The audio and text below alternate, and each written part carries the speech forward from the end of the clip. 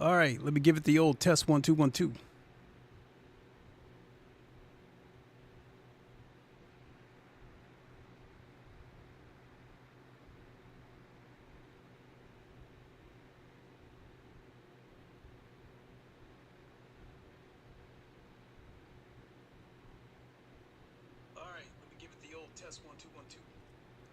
All right, we are good. We have audio. What is good, everybody? It is the Godfather of VR, the ageless one of the man, Lincoln Clay. And we are back for a live stream. Eventually, we will get to some Le Mans Ultimate. But there was a decent amount of news today. And I definitely wanted to talk about it. Whenever I get a chance, whenever I go live, that's the first thing I want to do is talk about any news that I feel is probably relevant to sim racing. And today I got 3 topics that I want to talk about. And then we'll jump into some Le Mans Ultimate. Starting with today, Sony had a state of play. And I assumed that true to form, there would probably only be 1 or 2 games shown with PSVR 2 support. And yeah, that did stay true to form. But it's a big one. Microsoft Flight Simulator is coming to PS5 in December, and support for PSVR 2 is in development as we speak. So that is a big one. You know, as far as this console war stuff goes, Microsoft Flight Simulator was one of the games that the PlayStation people shot arrows at.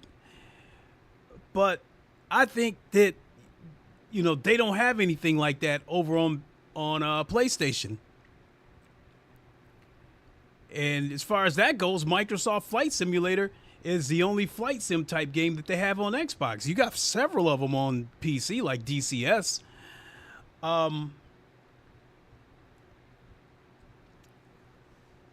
But this is coming to PS5, and it's getting PSVR 2 support.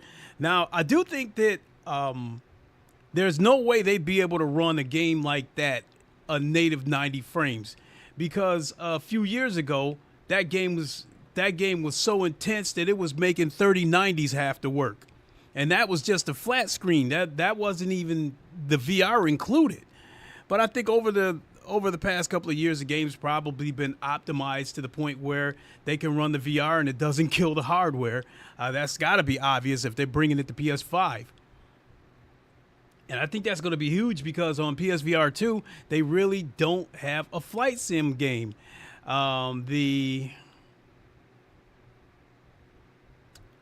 trying to think of the name of that game, the flight game. Project Wingman, that's what I'm thinking of. That came to PSVR 2, but it was a scam. You know, we got the entire game over on PC, but on PSVR 2, they only got 3 missions, and the rest of the game was flat screen. What a huge scam that was. That was a scummy move by the developers. But other than that, you know, everybody's waiting for Aces of Thunder, and God knows how many times we've seen trailers and this and that saying coming soon, and they still don't have a date. I guess Sony jumped the gun and revealed an October release date for it, but I guess they walked it back because I'm guessing the game still needs more polish. So that being said, no, PSVR 2 doesn't have a flight game. So I think the Microsoft Flight Simulator will be huge for PSVR 2. I streamed Microsoft Flight Simulator before a couple of times a few years ago, and I put myself right over Detroit, and I flew over Comerica Park, which is where the Detroit Tigers play, and right next to it is Ford Field, where the Detroit Lions play. So I flew directly over those to show everybody that, which I thought was pretty cool. And then one spot I found the spot, but it wasn't there. Over in Russia, there's a famous statue called the Motherland statue, and that statue's like a couple 100 feet tall, and it's a statue that I had become a little bit fascinated with, you know, throughout my 20s. and I flew the plane to that area where that statue was supposed to be, but it wasn't there. The space was cut out where you could see where the pedestal was there, the foundation for the statue, but the statue itself wasn't there. So, I stayed on that subject too long. Getting to why I brought up the state of play is there's a huge update coming for GT7 called the Spec 3 update in December, and they're going to get 8 new cars and 2 new tracks. One of the tracks is Yas Marina, and the other track, I guess, is the Montreal GP circuit, which I didn't recognize it. And there's getting 8 cars. One of those older, I think Nigel Mansell looking Formula One cars, and it is getting the Ferrari 296 GT3. That is huge. So let's watch this quick clip, and then I'll give you my thoughts on it.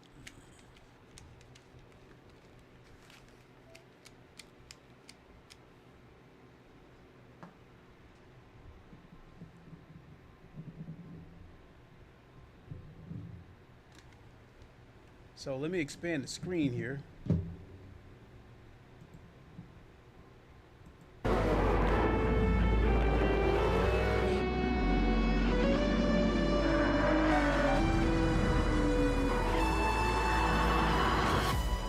皆さんこんにちは。グランツーリスモシリーズプロデューサー山内和則です。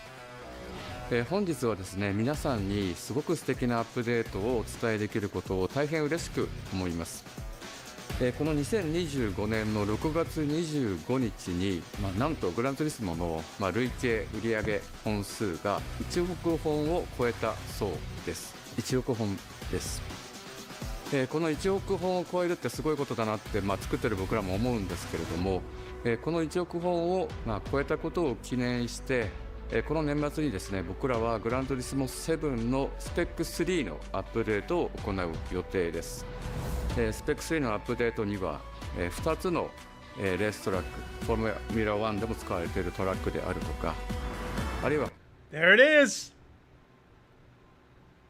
The Ferrari 296 GT3. This is huge, in my opinion. I'll finish letting this play out, and then I'll give my thoughts. 8台の新しい車であるとか、新しいサーキットエクスペリエンス、あるいはデータローガンのフィーチャー。Okay, I got to stop right there too, because if I don't talk about it now, I'll forget it. I guess they a data logger, and I guess what it does is let you look at the telemetry, like you would with the hardcore sims, to learn how to take better angles to get better lap times. であるとか、それ以外のさまざまなゲームフィーチャーの大きなアップデートを予定しています。Well, I missed that one right there. But also, I guess they're gonna, with the invitations, they're making it seem like it's a feature. Here, let me back up a little bit. アップデートを予定しています。Right here. Okay, so currently with GT7, with the brand invitations, what happens is, I think it's a bullshit part of the game. The 5-star roulette tickets, after you complete certain amount of kilometers driven or unlock certain cafe books, whatever the case may be, you get a roulette ticket.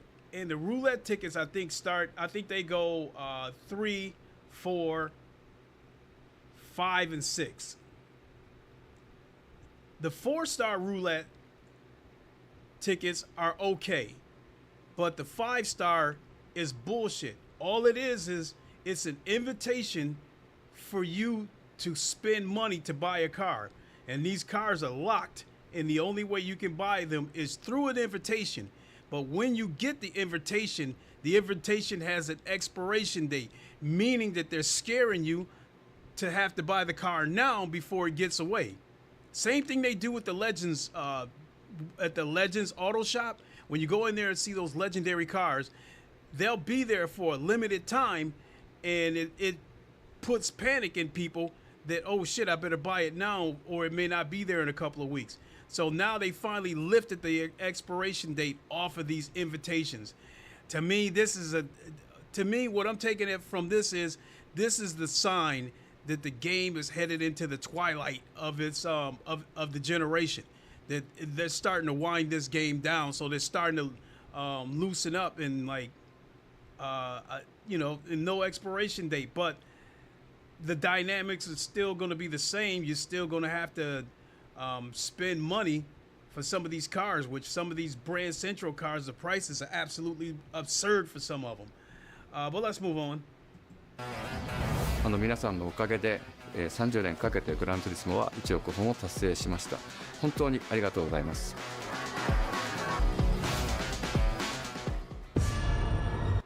Okay, so before we move on to the next topic, I'll give my quick thoughts on this. I think like the Yas Marina circuit and the Ferrari 296 GT3, those are huge moves. I think those moves are I think they're a double shot. Rather, the whole purpose of this Spec 3 update is supposedly to celebrate the Gran Turismo franchise selling over 100 million units since it first launched, which congratulations to them on that. But I think that giving us the Yas Marina track, I think that might be a move to try to grab some of the Forza players, because that is a game on Forza. I also think it might be a move to try to grab some of the F1 audience, because before Forza got that track, the only game that I knew that had the Yas Marina circuit was the F1 franchises, F1 24, F1 25, whatever. Forza has it, and I have to admit, that track looks gorgeous at night. That's one thing that Forza has everybody beat on. They have the best looking night races with the lighting, the shadows, the reflections, the ray tracing, all that shit. Anyway, so I think Yas Marina coming to GT7, I think it's a move that it probably should have happened a couple of years ago. But I think that's a move to grab some of the Forza crowd, and I think that's a move to grab some of the F1 crowd. The Ferrari 296 GT3, I think that is a move to draw back some of the people that they've lost. Gran Turismo, I don't find it to be that good of a game anymore.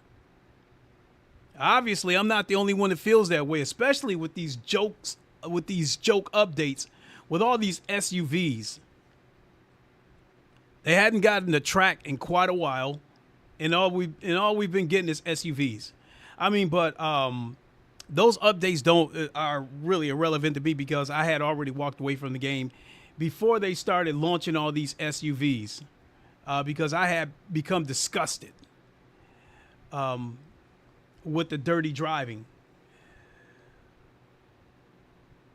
And I think that like big YouTubers, some of them have moved off from GT7. I think they moved on to other sims. Some of them have moved on to Le Mans Ultimate. Some of them have moved on to iRacing, and they've taken their audience with them. So I think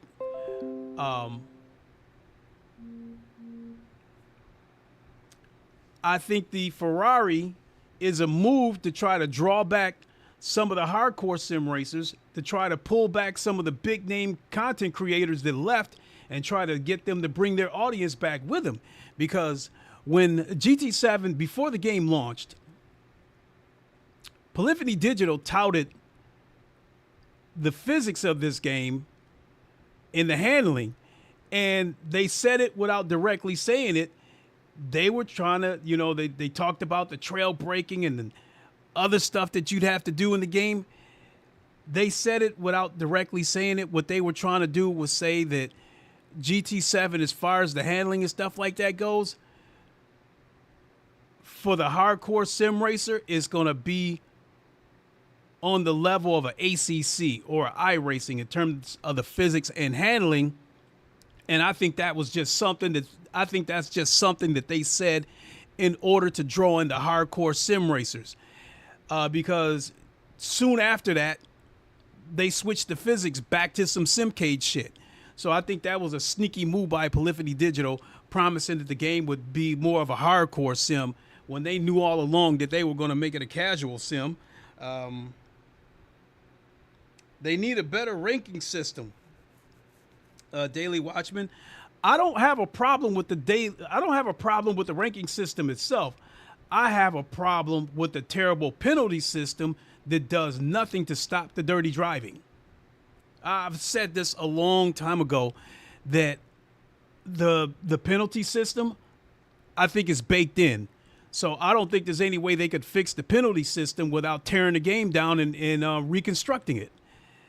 So they've tried other things to try to curb the dirty driving. Like one of the things that's still being utilized today is when you go around corners, cars turn in to go so they don't get rammed. So,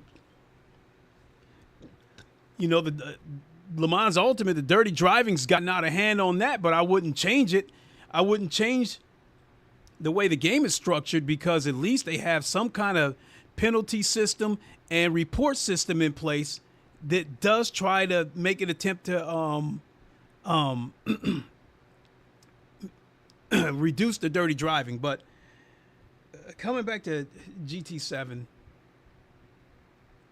my thoughts on them getting the 296 now, I'm wondering if it's too little too late. Because a couple of years after the game's release, when we weren't seeing any more race cars, the hardcore racers started questioning Polyphony Digital's commitment to GT7.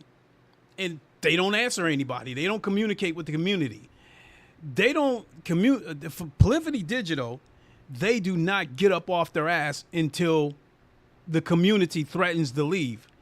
And we had that situation when the game first launched, where people were farming credits, and they put an update out to try to stop people from farming credits because they want to try to force you towards those ridiculous microtransactions. In an effort to try to stop the farming, they put an update through that crashed the game for like 36 hours. And people were asking what was going on, if Polyphony was not communicating with anybody. They weren't telling anybody anything. And big content creators threatened to leave and threatened to go to ACC. Well, it just so happens that the American track pad for ACC was getting ready to come out, and it included Watkins Glen. Well, wouldn't you know it, Polyphony Digital, a few days after that, after they had that crash on their servers, they sent out a note saying they apologized to everybody, and they gave everybody 1 million credits. And in so many words, I think they tried to say, okay, we're not going to try to stop the farming anymore. But the big thing was, I found that to be a coincidence that when everybody was threatening to go to ACC and they were getting Watkins Glen as part of the American pack, a few days before the release of that American pack, GT7 got Watkins Glen. So I saw that as a move to keep people from leaving GT7 and going to ACC. So, short story long, yeah, GT7 getting Yas Marina, again, I feel like that's a move to draw the F1 crowd in, and I feel like that's a move to try to steal some of the Forza audience. The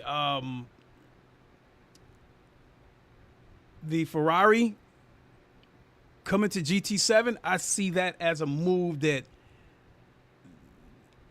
GT7 will always have the most users. No way around it. It's still the biggest sim racing franchise out there, whatever you want to call it.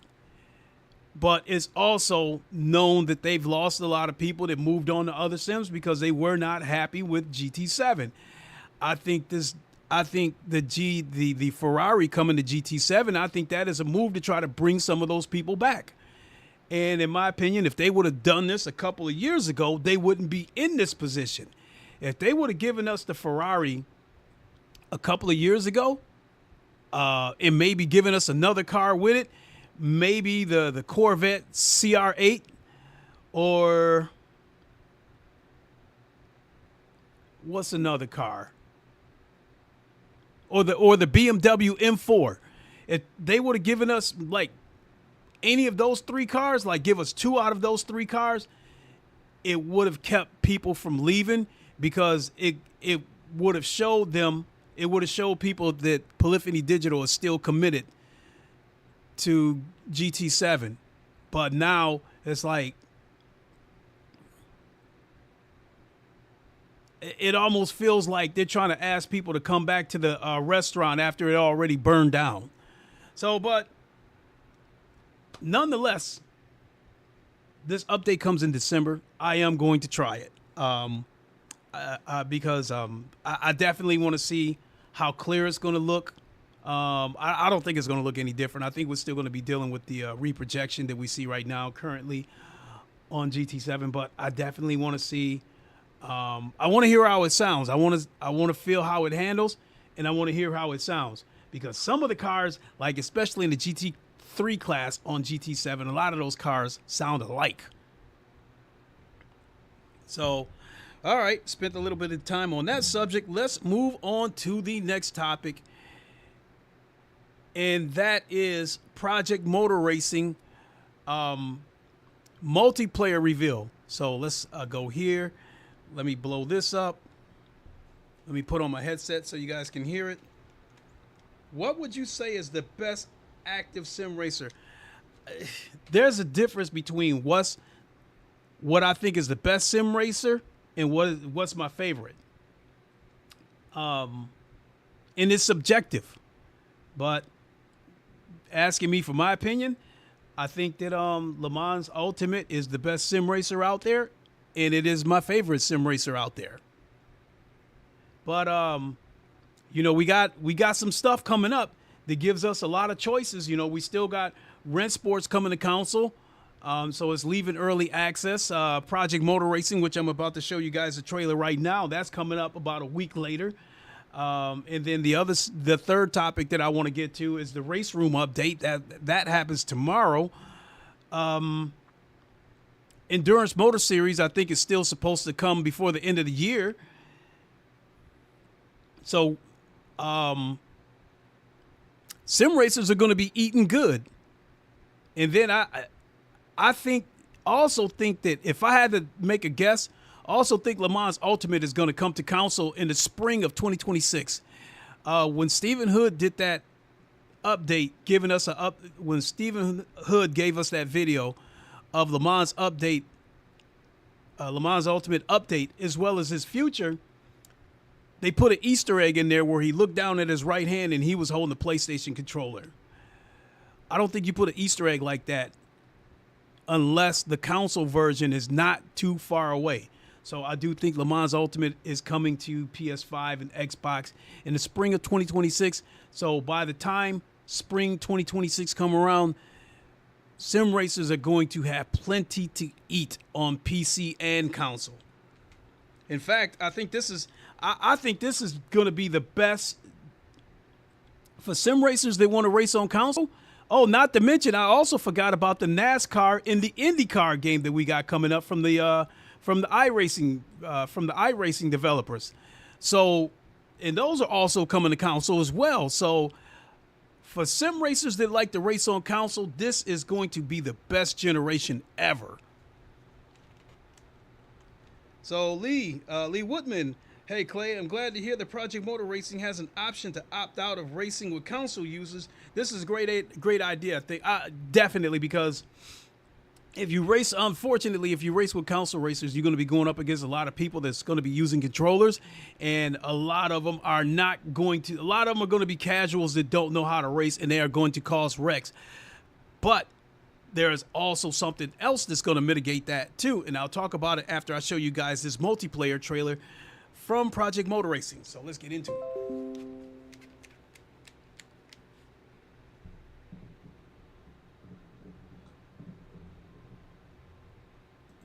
Peggy 3.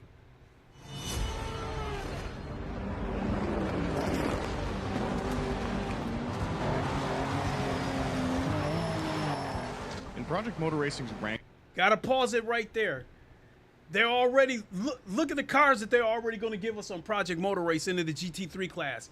Look, we're going to get the Corvette right there. You see the Aston Martin. You see the Porsche up there in the foreground. We're going to get the Mustang, and they just showed that Honda NSX Evo. So I think that's 5 cars I just ran off right there. And they're going to have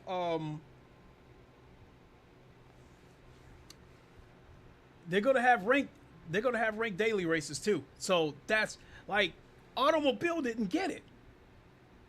RaceRoom got it. Everybody gets it except Automobile Listed 2. You gotta have ranked daily races.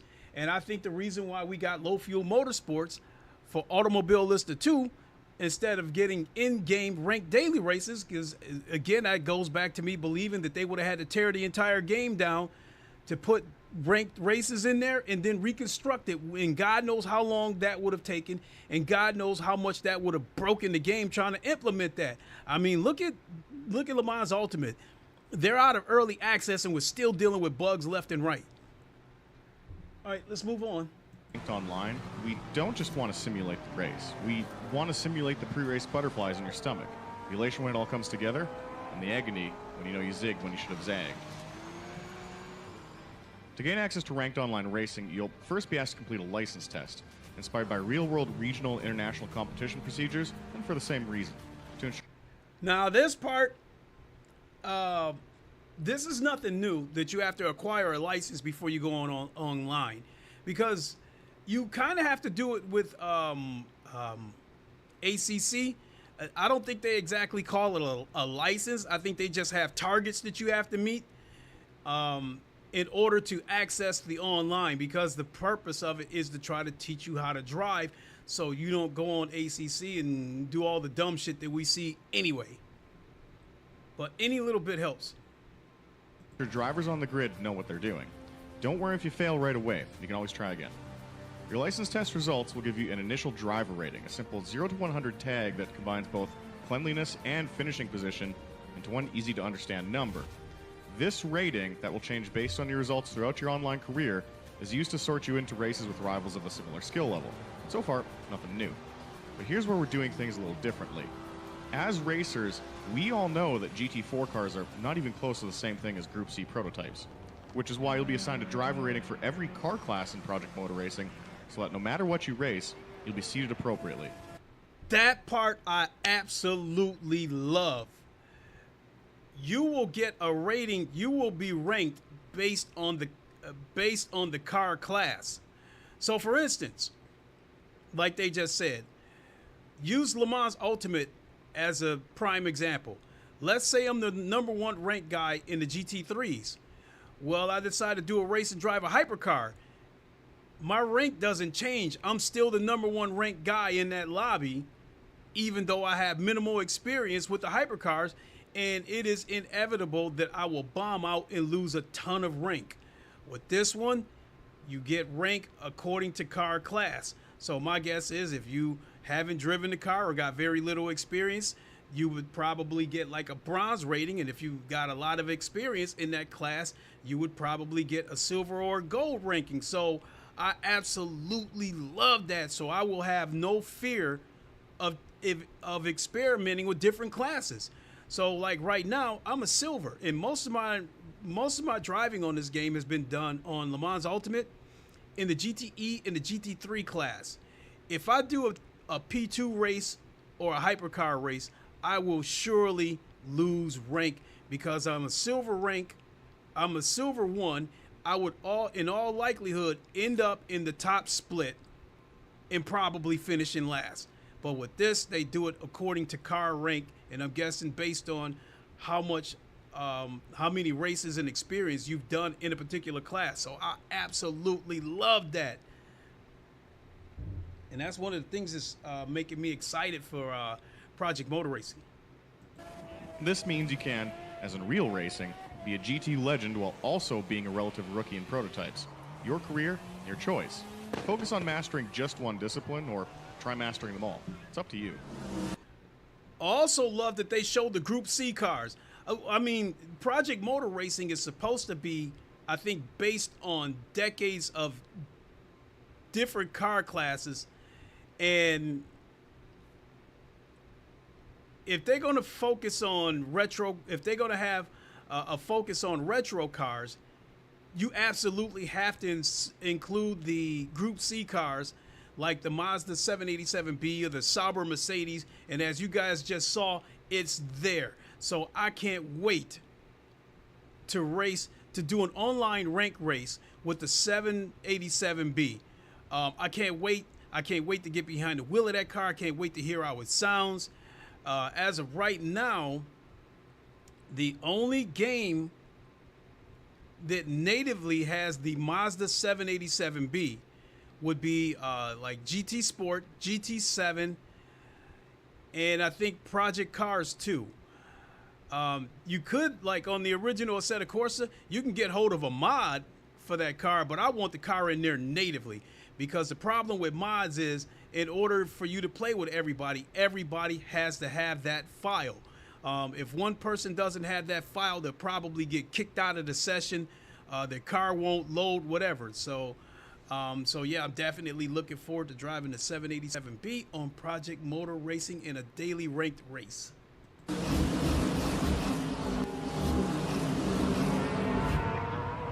Oh, that's another car I noticed. The AMG and the Mustang. Ranked races are all part of month-long championships for each car class. Your 2 best races from each week count towards your championship standing, with the points scored based not only on your finishing position, but how strong your opponents are. Pull an all-nighter to farm wins against easy opponents? Come on now. A Lambo? Hit a couple of different win milestones, and you also unlock access to special championships, crossplay cups, and endurance races reserved for PMR's most experienced drivers. No esports contracts here. No NDAs you gotta sign. It's all built right into the sim. Yo, yo, yo, Viking King Gaming, how you doing, my guy?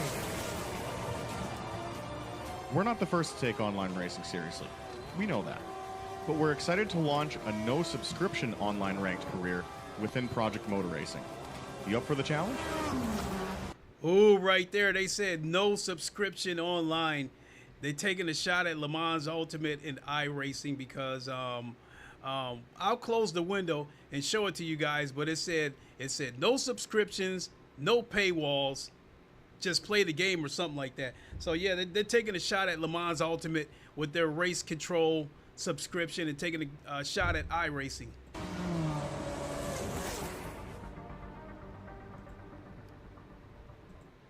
So right there says no nickel and diming. By Project Motor Racing, get racing as you want it for the purchase price. No subscriptions, no paywalls, just racing. Get ready to race the world and rank online, schedule start times, monthly championships, driver rankings, 2 leaderboard modes, no fee custom lobbies. Whoa! Now that part I didn't see.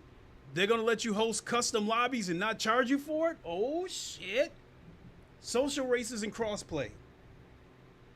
Whoa. This game is sounding more and more appealing. And I can tell you guys right now that I love Le Mans Ultimate. It's my favorite game, and it probably will be throughout all these other games that's going to be coming out. But sometimes Le Mans Ultimate does reach a fever pitch with the dirty racing. Sometimes the dirty racing on Le Mans Ultimate is almost as bad as GT7, and sometimes it's so bad that I feel like I need to take a break from the game. Like I need to get away from a few days and clear my head, and then after I clear my head, I feel like I got to go back and practice and find a way to be faster so I can get away from these knuckleheads, because that's the one thing that Le Mans Ultimate and GT7 have in common, that if you want to get away from the idiots, you have to be fast and be at the front of the pack. So, but yeah, Project Motor Racing is looking more and more appealing. So the reason why I jumped back to Le Mans Ultimate for a second is what I'm saying is that Project Motor Racing, I think, is going to be a great change of pace when I feel like I need to take a break from Le Mans Ultimate. So let's move on to the third and final subject before we get into some racing, and that is RaceRoom is getting an update tomorrow. And right here, I have a video from Traxion GG because they got early access to it. And we'll get in that for a second. It's going to get a graphics update. It's not going to be a complete overhaul, but it looks, from the little bit that I watch, it's going to be like better lighting, more prominent shadows, better reflections. And then we're getting three hypercars, the Lamborghini SC63, the Porsche 963, and the BMW M hybrid. So we're getting those, and they looks like they've redone the ranked player AI, so it looks like you're actually joining a ranked race rather than joining open lobbies that's being called ranked races. So I'm going to play a couple of clips from this Traxion GG video, and then we will get into some Le Mans Ultimate.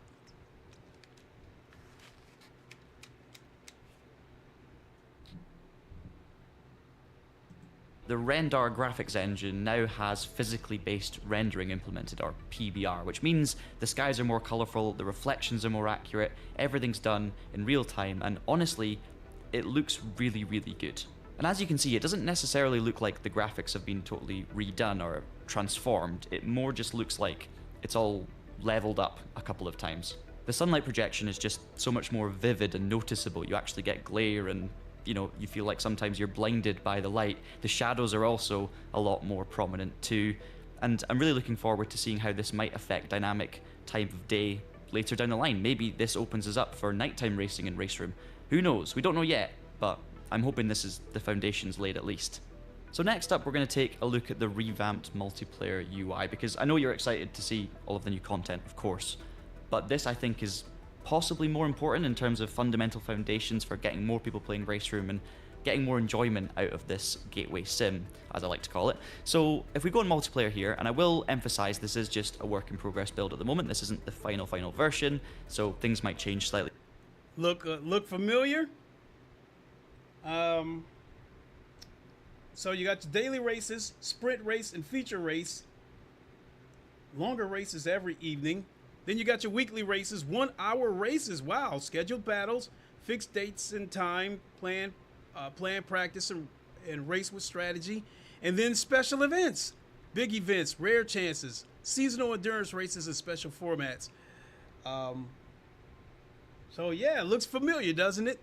I like it.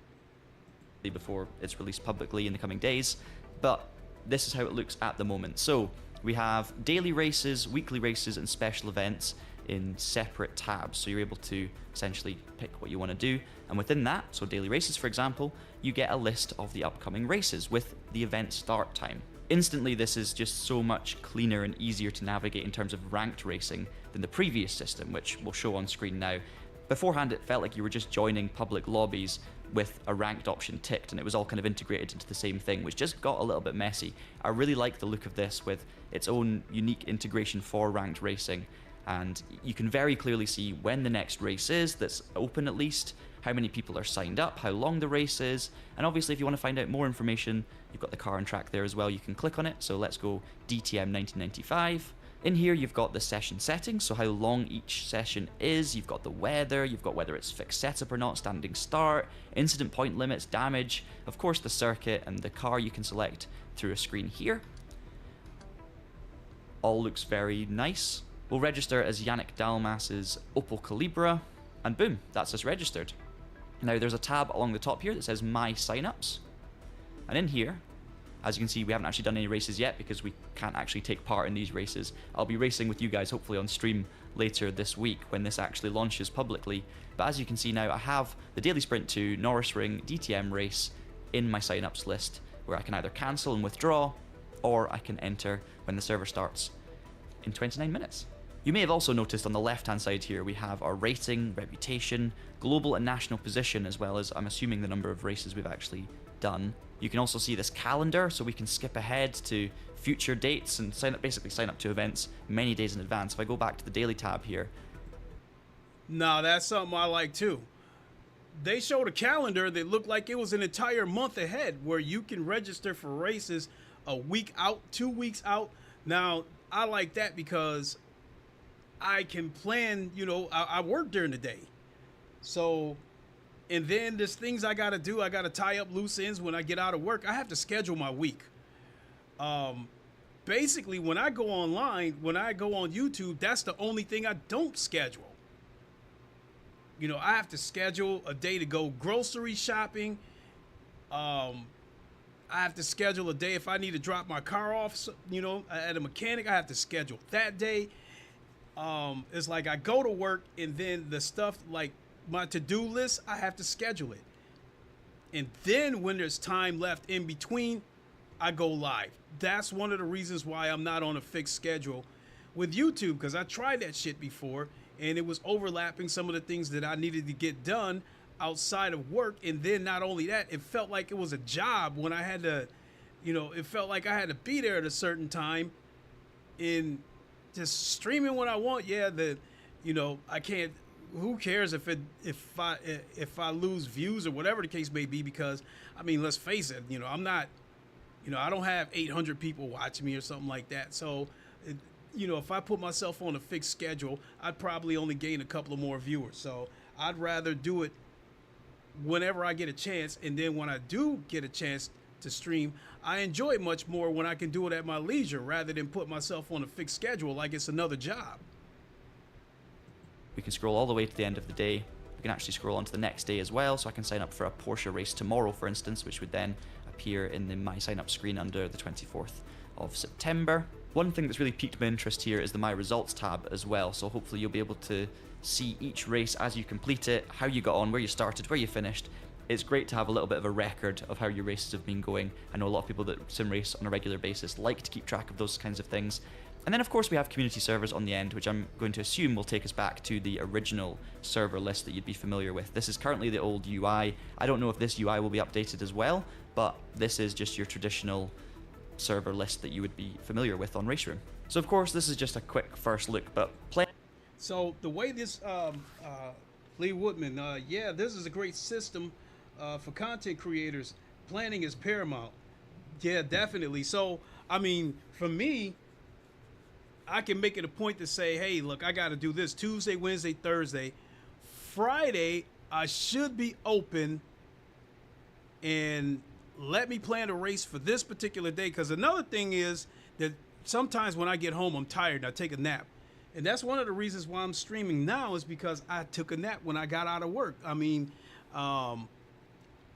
honestly speaking, I work in a factory. I'm on my feet all day. And some days I feel every bit of 58 years old. So when I get out of work, some days I got to have a nap. So, yeah, I like that you can schedule those races. We're almost at the end of this. Let's continue.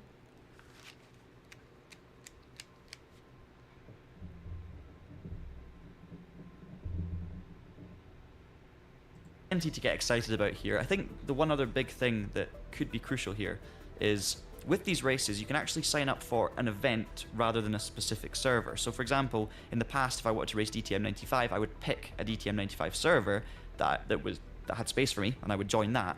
Now, however, it looks like you can actually just register for the event. And of course, what that might tell you is that there's going to be splits. If there are more drivers signed up than there are spaces in one particular server, that means, of course, we will have multiple splits.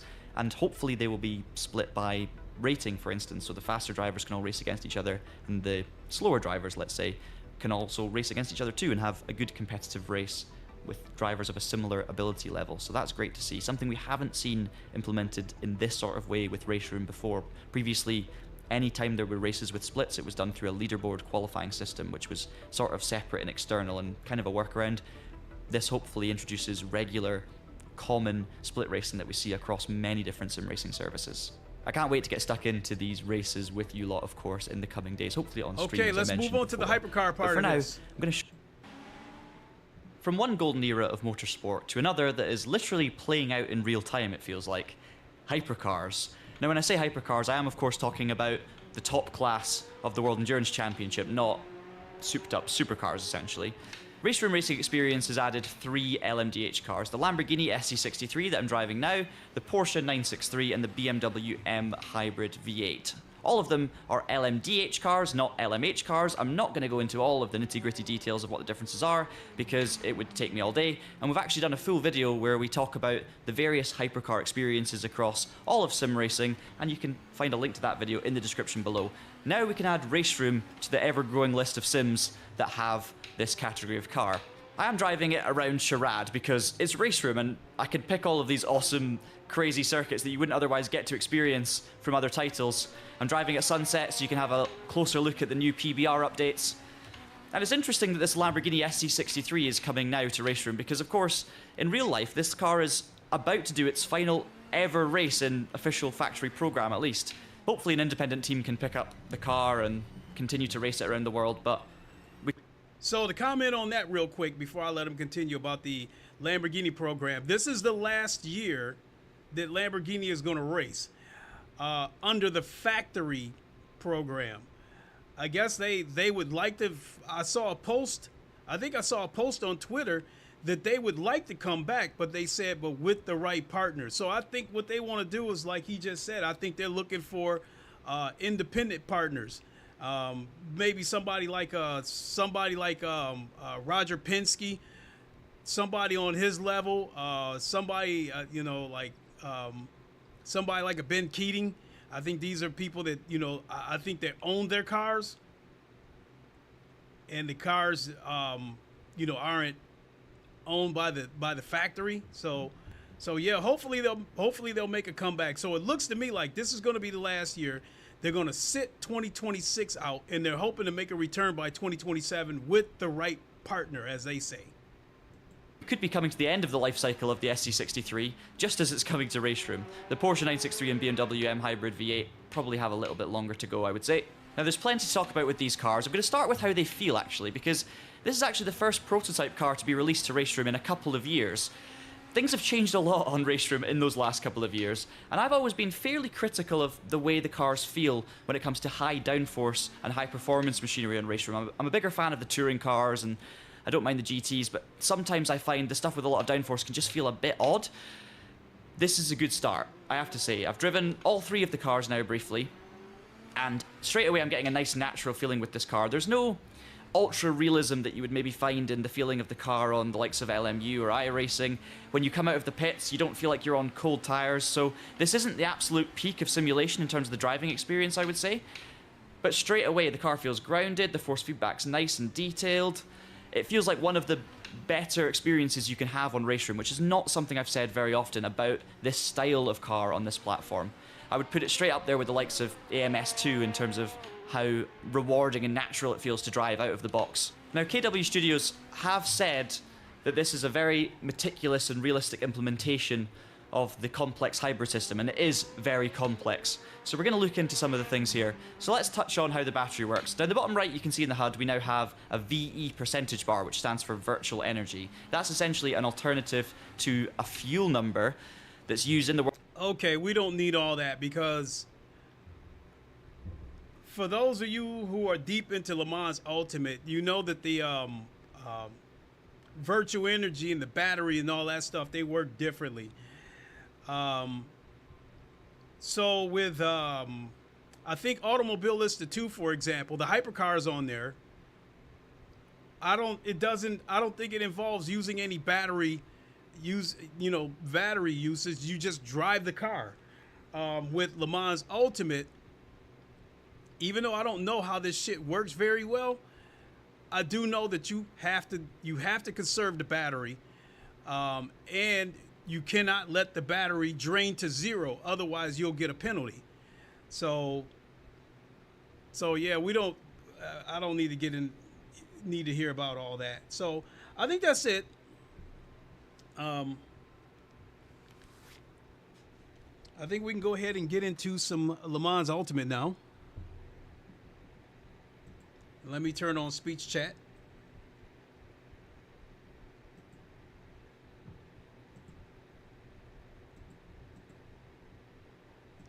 So yeah, definitely some good stuff. Switch this back. All right, folks, here I am. And whoops, didn't mean to do that.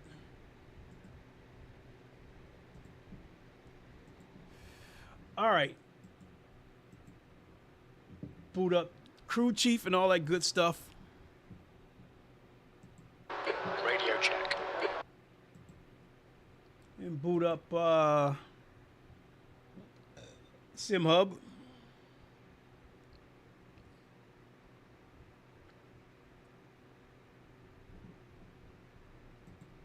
And now let's boot up Le Mans Ultimate.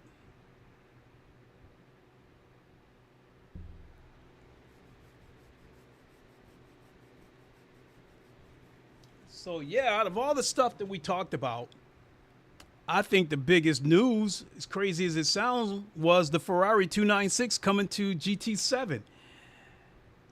It's big news because this, in my opinion, this is something they should have done 2-3 years ago.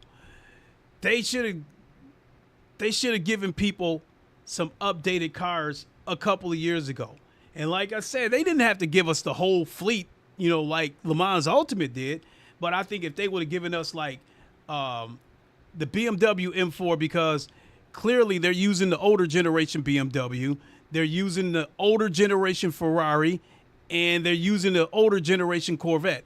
If you update those cars and if they would have given us like the Corvette CR8, the BMW M4, and the Ferrari 296 that we're going to get, if they would have given us those three cars, as much as I get furious with Gran Turismo for the dirty driving and shit like that, I still would have streamed the game here and there just for the driving experience, to compare their version of the Corvette CR8 to Le Mans Ultimate. So, and that's one of the big reasons why I'm going to try it out when it comes to GT7 in December, because I want to compare it to other 296s. I want to compare it to the 296 on ACC, the 296 on Le Mans Ultimate. I don't think Automobilist 2 doesn't have a 296 yet, I don't think. And iRacing, nah, I'm not trying to mess with that.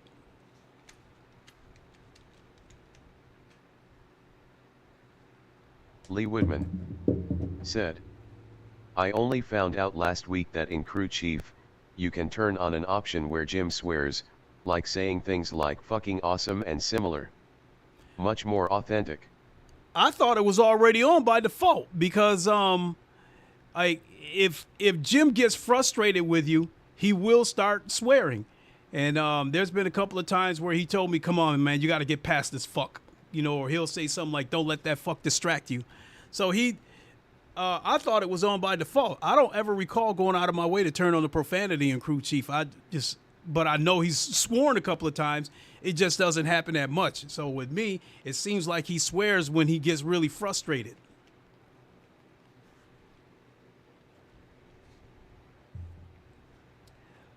All right, let's see let me see if Viper is still hosting if he's still hosting a session. Yeah, he's still there. He's still hosting a session.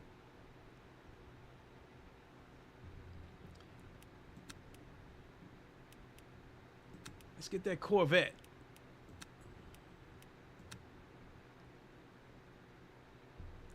All right. This is a server hosted by my friend Ghost Viper Gaming. He's been streaming now for about 3 hours, so I'm surprised that the server is still open. Let's see if he's still in here. Well, I would like to think he is. I'm guessing that he's hosting the server. If he's hosting the server, he paid money for it, so I'd imagine he's going to stay there till the end.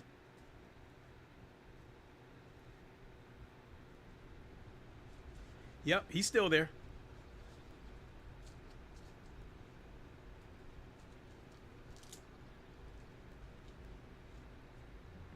Oh, all I can do is watch.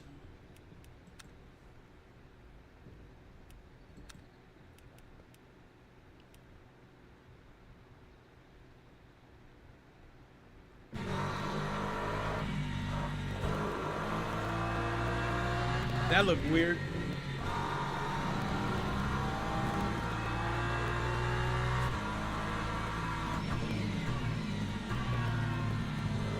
And it's a night race.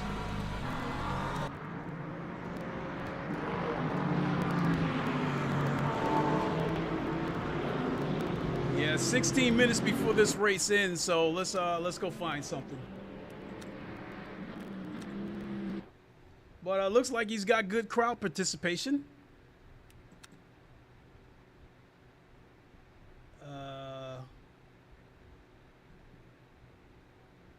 Le Mans Cup, LM GT3 fix.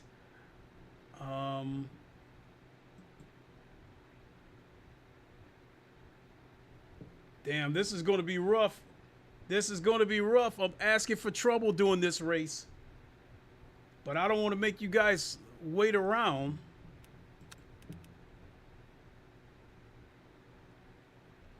You know what? Let's try something different. Let's go ahead and, because I like the way this sounds, so let's try something different. If I lose rank, to hell with it. You know, I'm probably going to try to get it back this weekend anyway for the 2.4 hours of Le Mans. I'm planning on doing that race this weekend, and I'm guessing that it's probably going to be, let's take a look. What are we going to get for rank?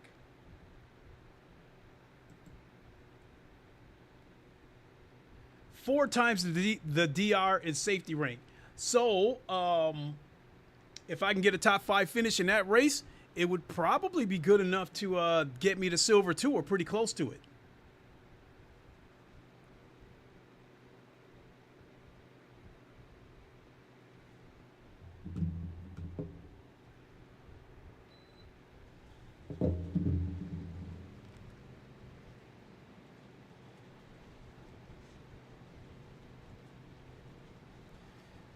All right. 30 seconds. Yeah, I want to... As far as the GTE class goes, it's pretty much Corvette. In the story. But with the GT3s, yeah, I need to start broadening my horizons and try some of the other cars. So you guys aren't Corvetted out across the board, because I was actually doing that on Automobile Lister too. I was using the Corvette in both the GTE and GT3 class. As far as this AMG goes, at first I thought at first I thought RaceRoom had the best sounding AMG, but now I think iRacing has the best sounding AMG. This sounds good. This version sounds good, but I think iRacing has the best sounding AMG.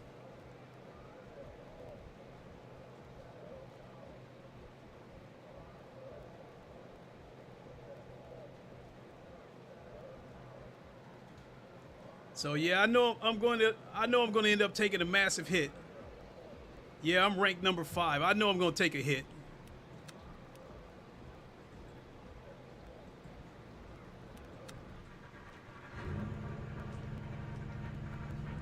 Let's go. Let's go, AMG. Let's see what you got. This car looks like it looks like it's got a long, wide hood.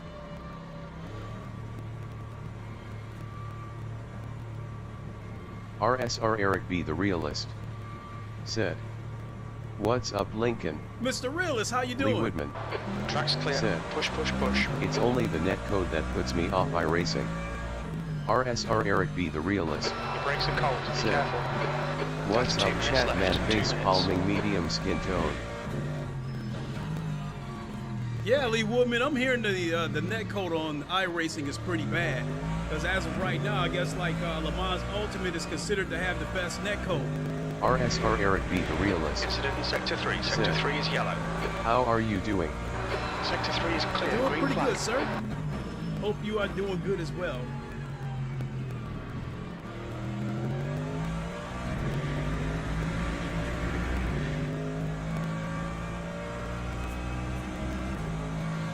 RSR Eric B. the Realist said, "I'm doing good." Good to hear, my guy.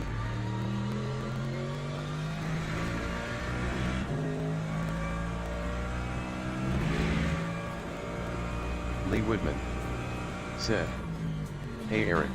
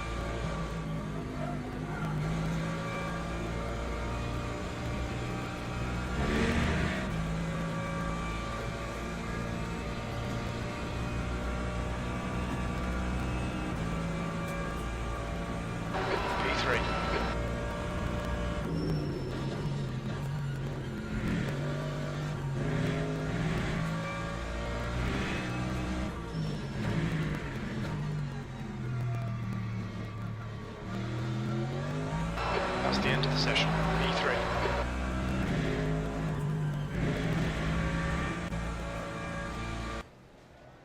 You know what? Hindsight is 20/20, but maybe I should have took the Aston Martin just because I like the way it sounds. Out of all the GT3s on this game, I think the Aston Martin sounds best. RSR Eric B. the Realist said, "What's up Lee, waving hand, medium skin tone, how is your night going?"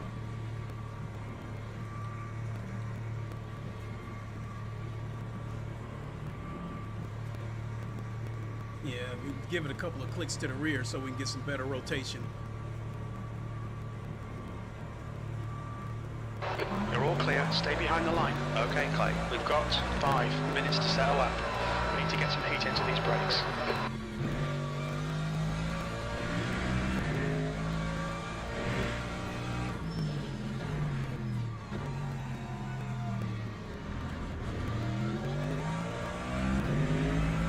Lee Woodman said, "All good buddy, chill time."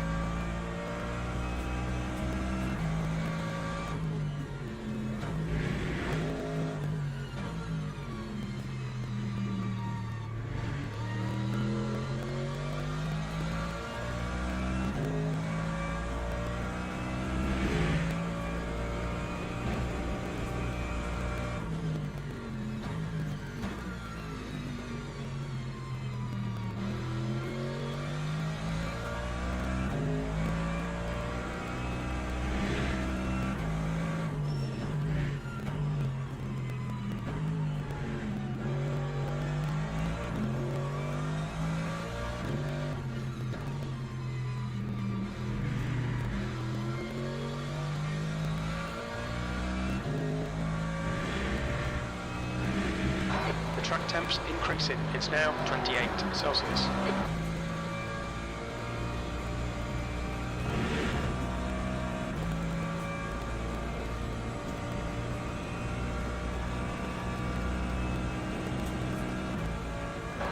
P9.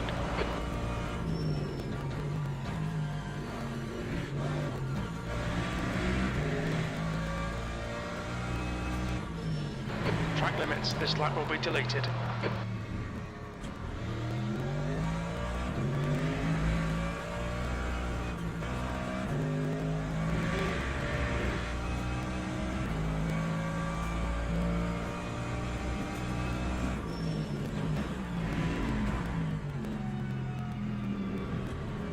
Car on right side's clear. Car right, clear right.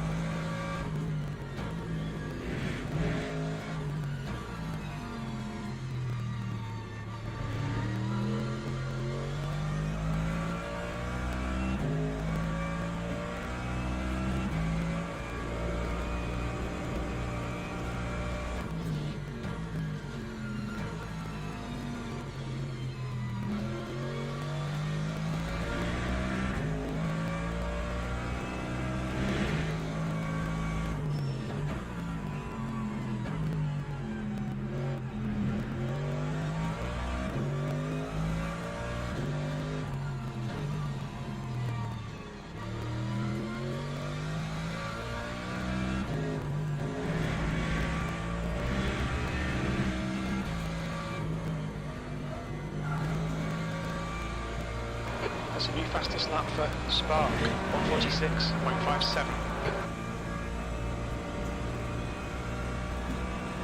Fastest lap for Sally, 146.54. P10.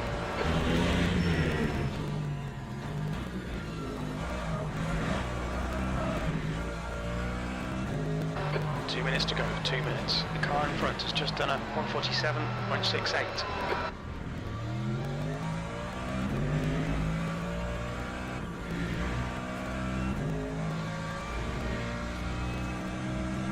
Sector 1 is 1.6, off the pace. Your front brakes are pretty hot now.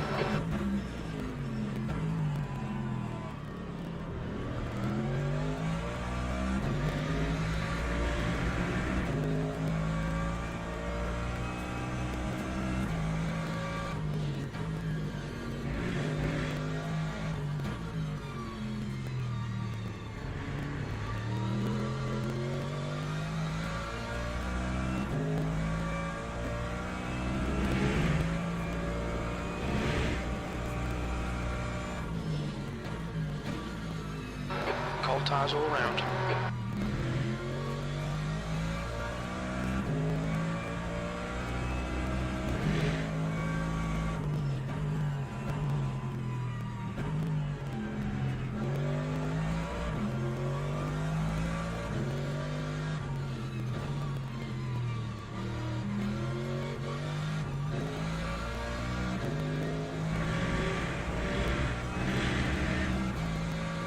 Watch the track limits, please, Clay. Well, that's it. I'm done. This lap won't count either.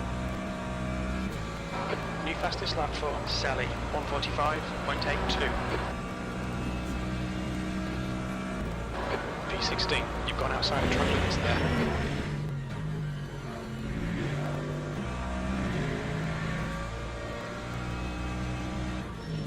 Lee Woodman said, I have noticed that crew chief tells you that there are cars around you that are not there. Is it because they are in the pits? That's the end of the session, P18. I think when you qualify, I think all the other cars are ghost. So you don't see them, but I think crew chief picks them up.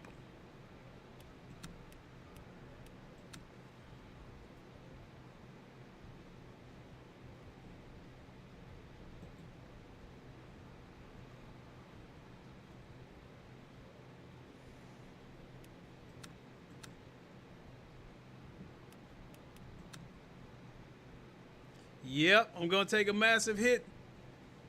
Lee Woodman said, AHH cool. Okay. Yeah, I think I'm gonna end up taking a massive hit. I'm ranked number 5 and I qualify 18th. I think I'll finish better than 18th, but it's not going to be because of my pace. It's just because we know how Le Mans Ultimate is. We know that it's going to be a massive wreck.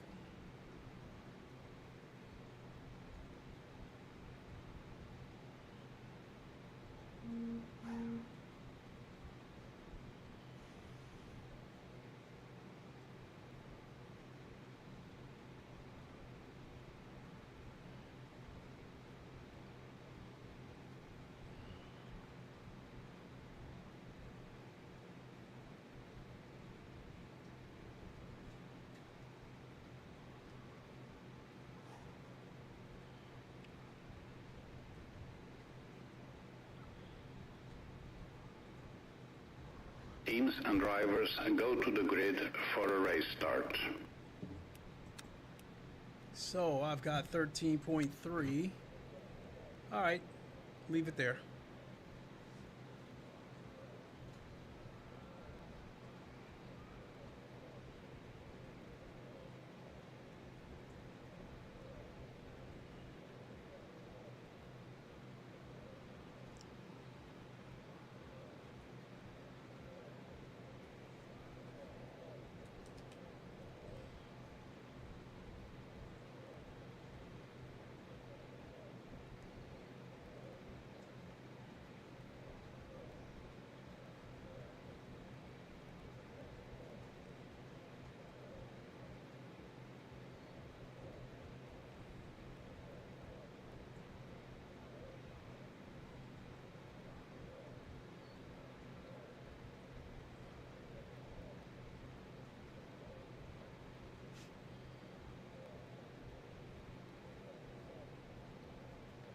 Formation lap has started.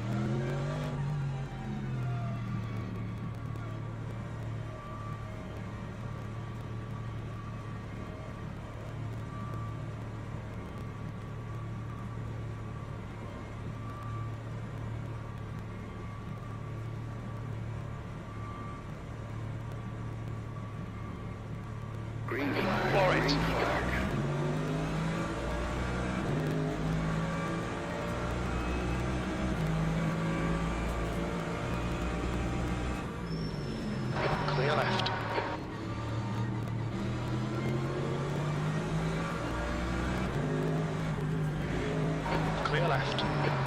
Clear left.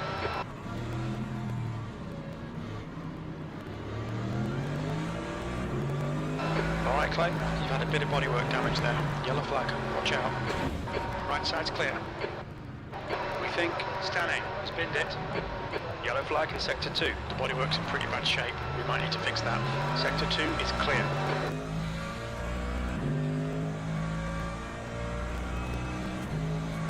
Knew it. That's why I said I was asking for it.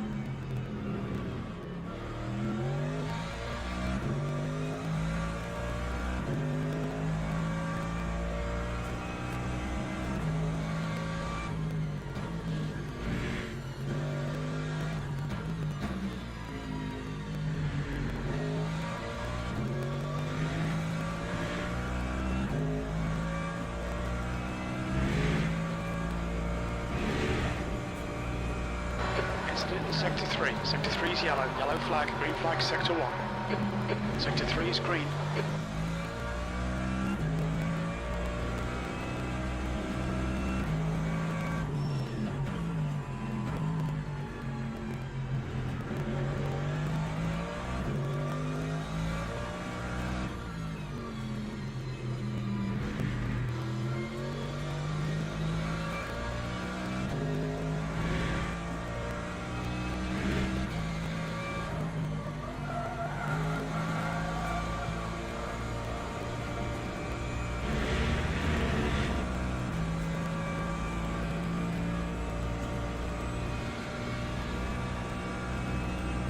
Sector 2 is green, 16th place. The car behind's pitting now.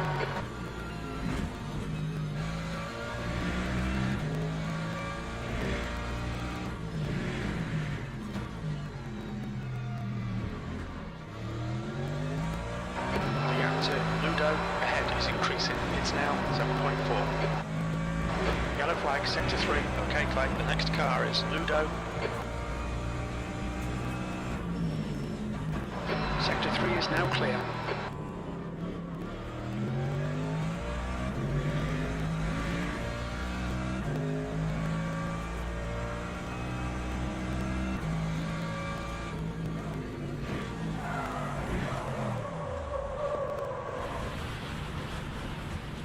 Incident in Sector 2, yellow flag. I surrender.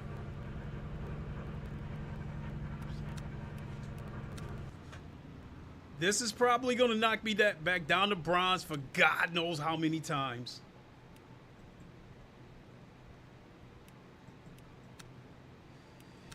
So There's the checkered flag. That's disappointing. there you have it right there. I'm probably going to fall back down to bronze. That's going to sting, but oh well.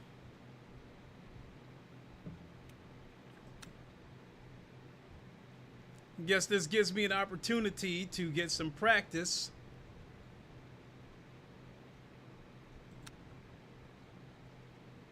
On Silverstone with the GTEs again.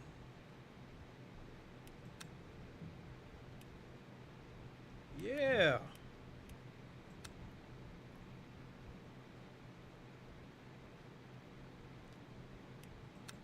Let's make this race clear though.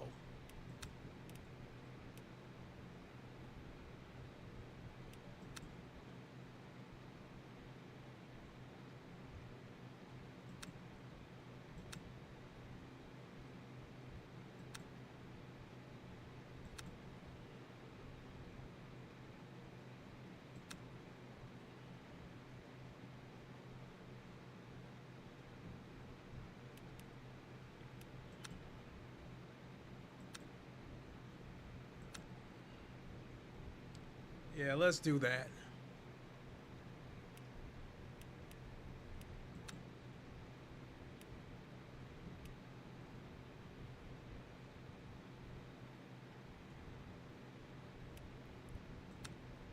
Let's get a couple laps quali, and then I'll actually do a couple of laps of a race.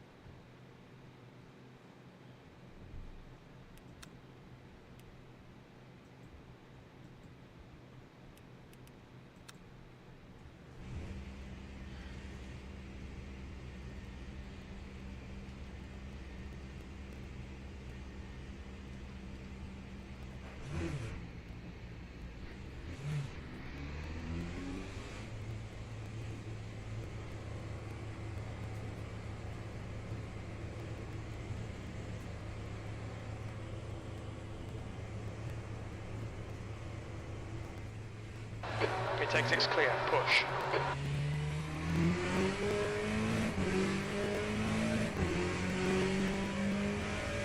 You've got cold brakes all round, be careful.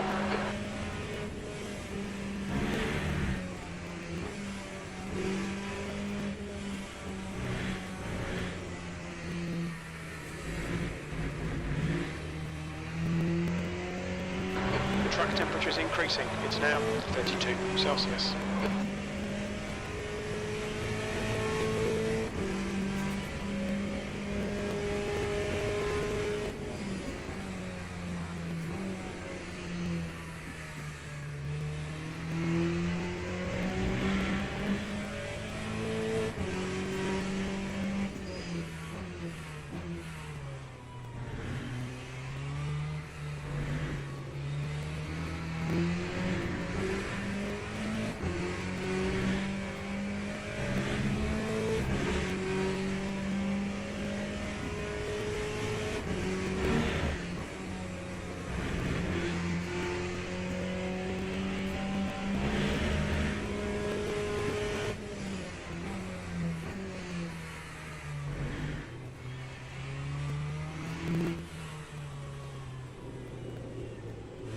Air temperature's falling. It's now 15 Celsius.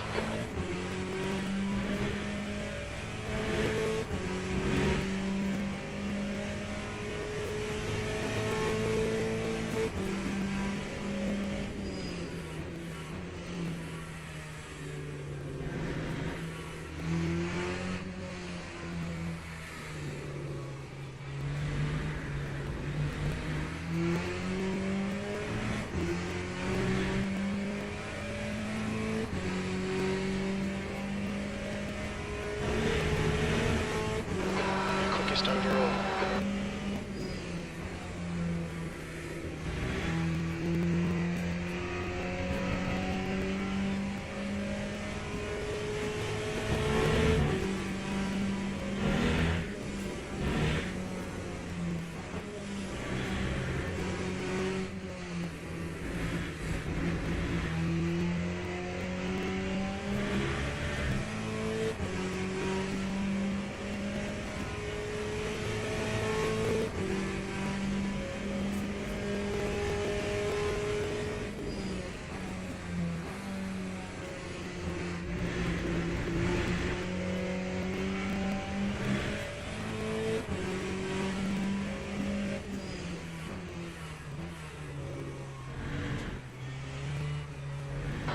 Okay, Clay, we need to watch these track limits.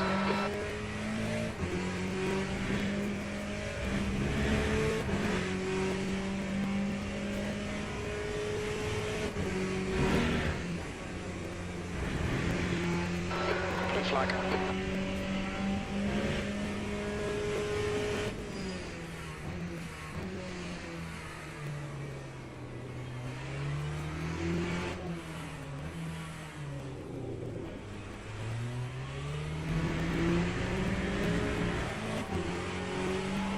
On your left, clear left.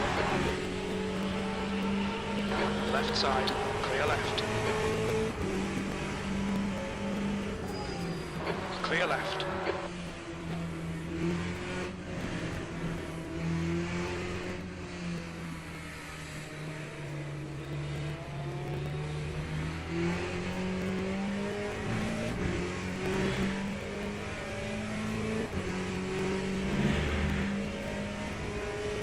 The leader's just done it. 2 minutes, V2.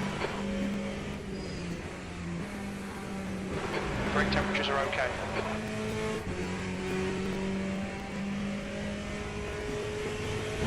New fastest lap for Calado, 1:58.84.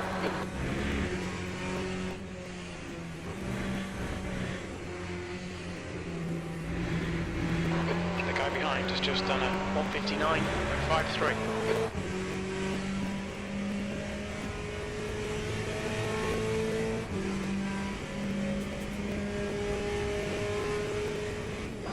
Right tyres are cold.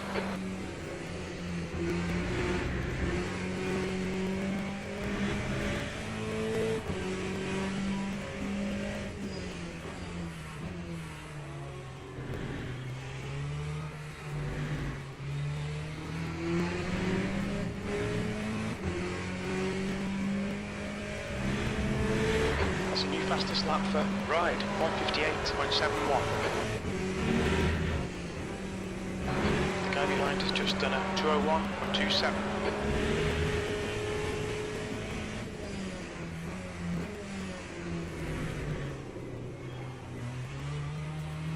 The guy behind has just done a 2:00.9 seconds.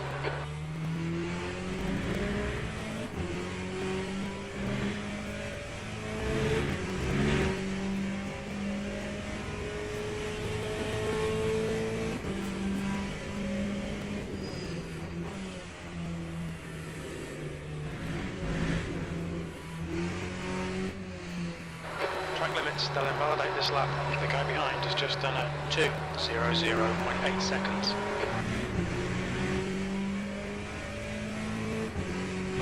Okay, Clay, there's a car exiting the pits, heads up. P12. They'll invalidate this lap, track limits.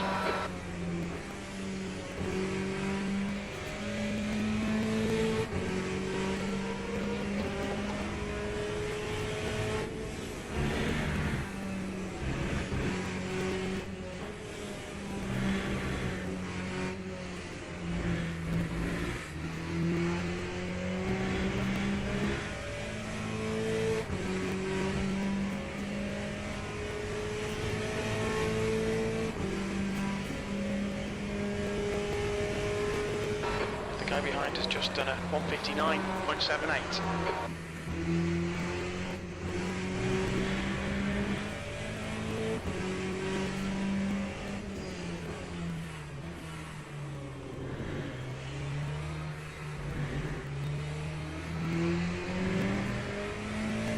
Fastest lap for Ride, 158.49.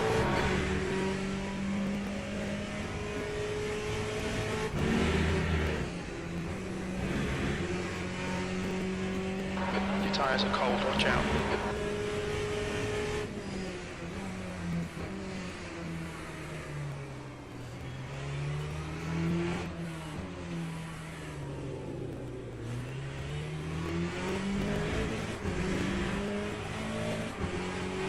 Left side, clear left. The guy ahead's last lap time is a 2:00.8.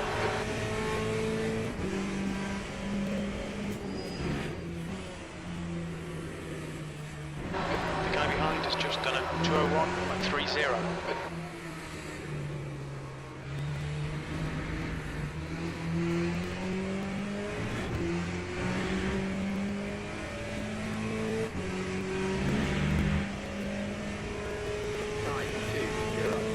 P17.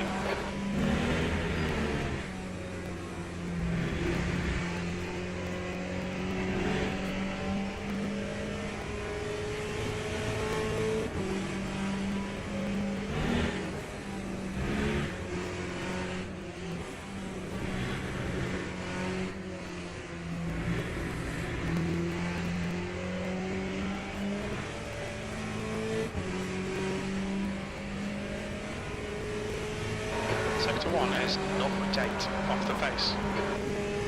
Your right sides are cold.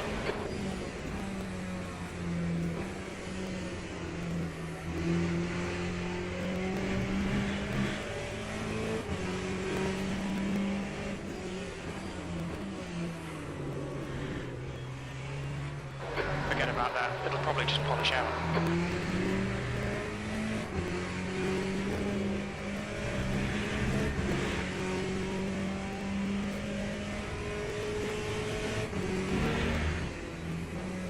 Seen a little bit of aero damage.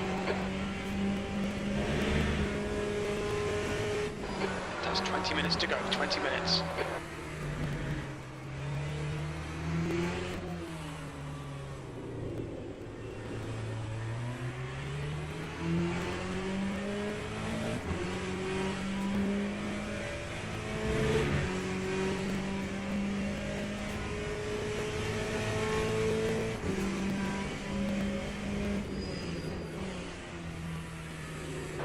Car in front's lap time is a 2:01.01.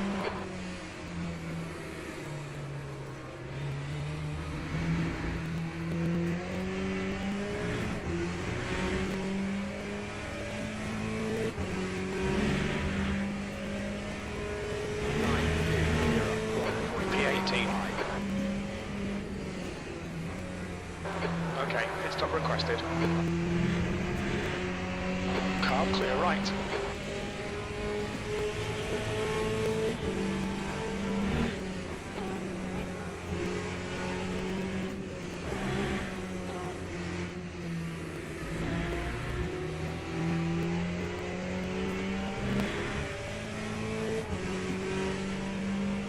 Pit crew's ready.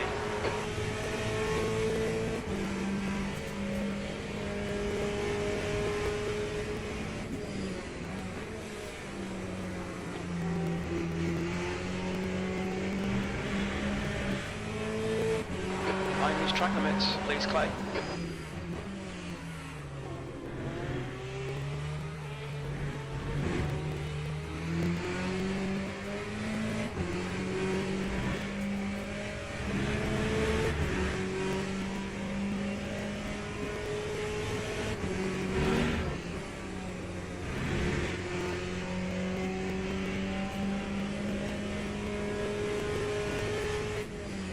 Oh, shit.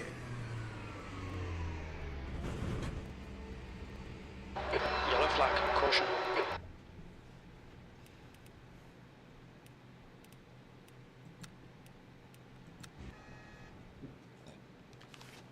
Well, the That's the end of AI the session, E90. was doing exactly what I thought I would do. I used to turn in 158s, 159s on ACC on Silverstone, and I thought I'd be able to do the same thing here with the GTEs, but obviously not. Looks like my best lap is a 201.6, and that's what I would do on a slow lap on ACC.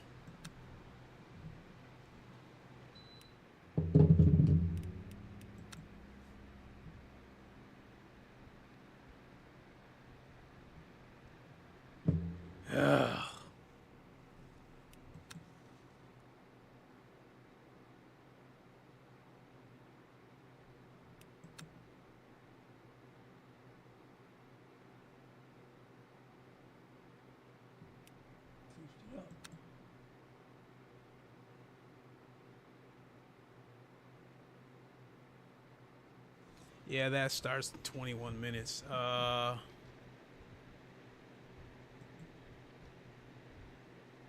Shu said, tried the LMP3 yet? Yeah, I'm not really feeling it. Oh, they said that starts in an hour and shit. Where'd I get that from then?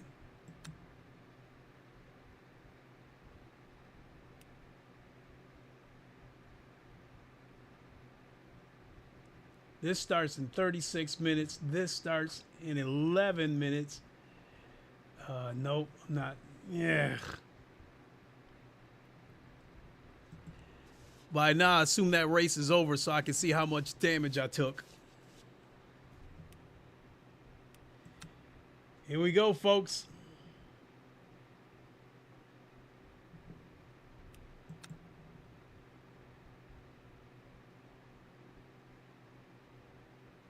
Oh, that race ain't over yet then.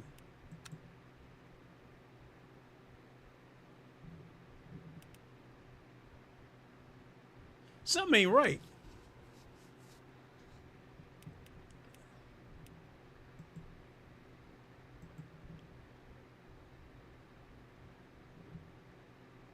So that's the race I did yesterday where I finished 9th. Well, let me see the rank breakdown anyway again.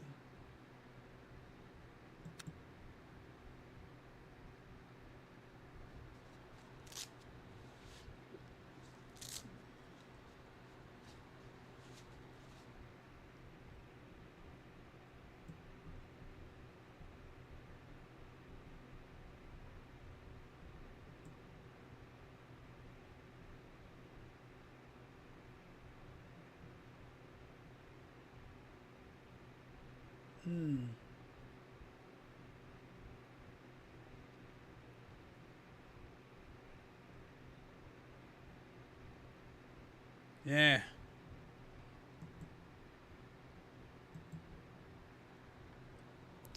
Yeah, that race where I got the DNF, it looks like that's not showing up yet. So, I don't know. Be right back, folks.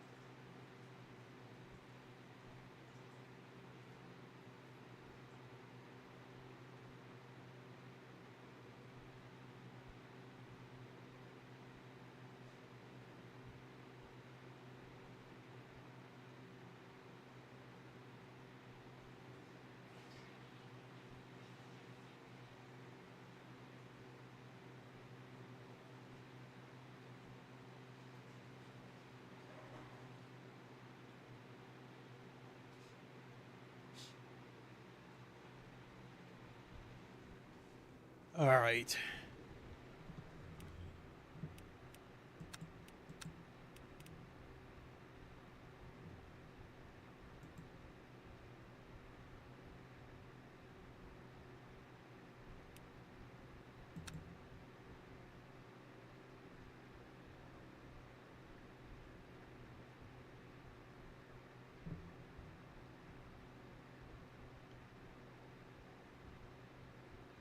Well, it's not taking as much rank from me as I thought.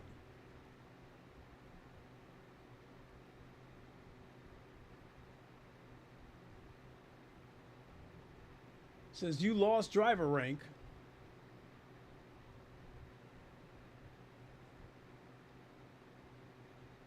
Well,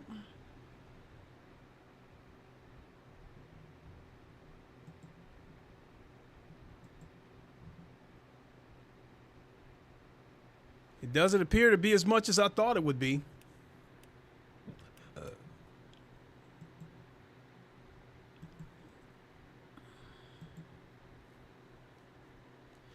Well, here's what I'll do. Since none of these races, I definitely don't want to do that again. I'm not feeling the P3 and P2s. Just don't.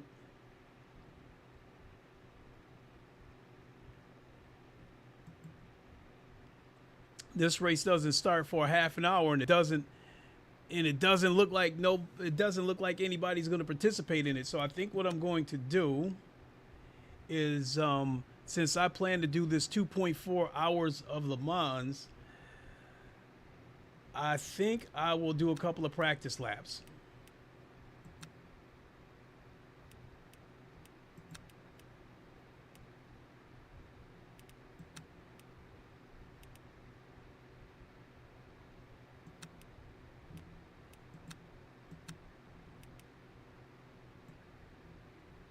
Where's my custom Corvette?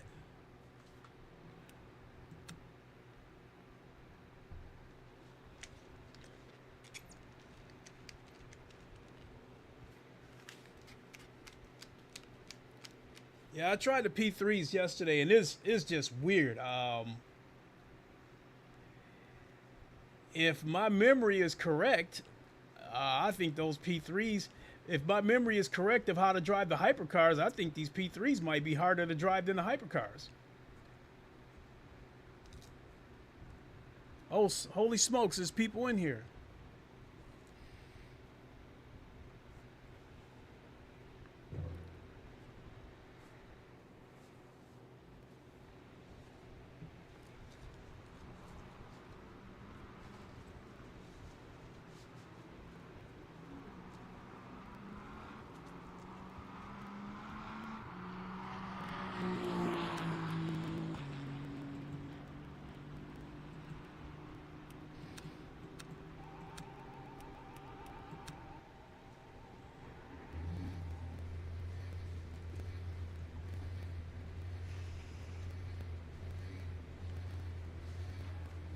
Oh, and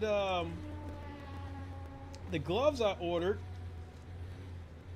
came in, but I won't be able to get them until this weekend when I pick my son up, because they went to his place.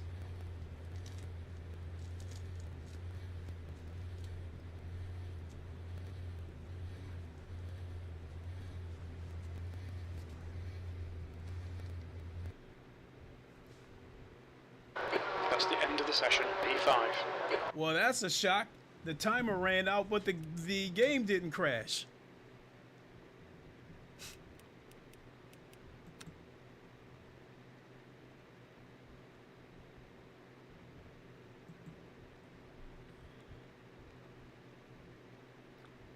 Jesus. All right, then I'll just do it offline.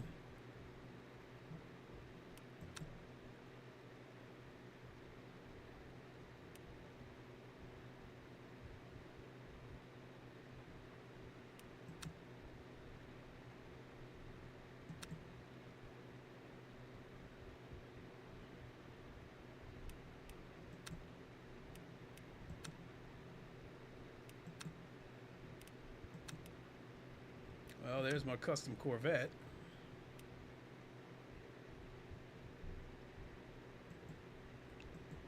And as you can see, the VR Vikings are a 3-man team now.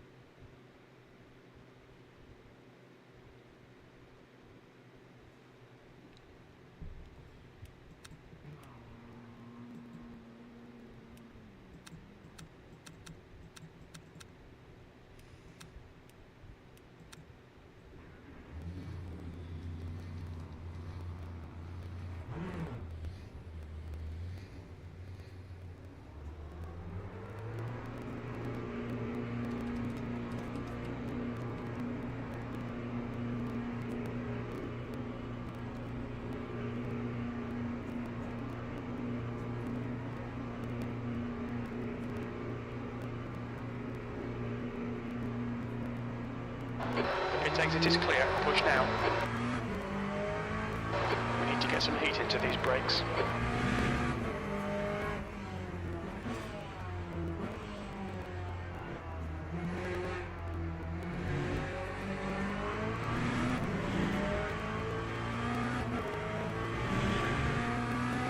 The track temperature is increasing. It's now 54 Celsius.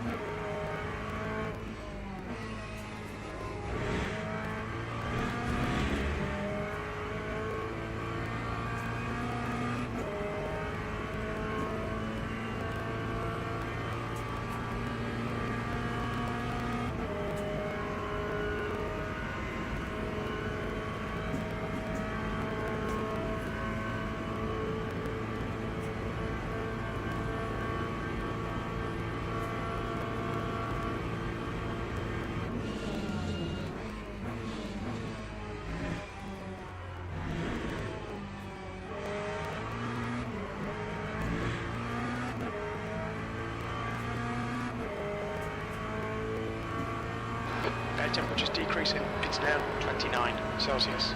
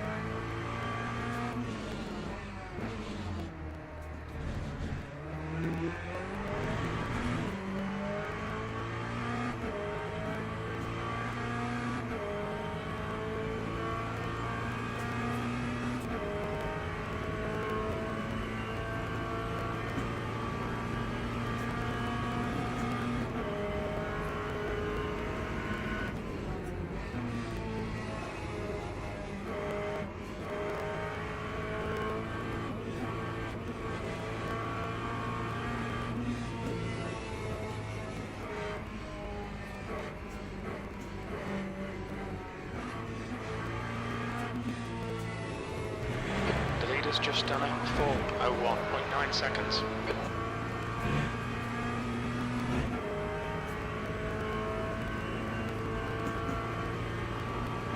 Fastest lap for Roda, 4:00.3.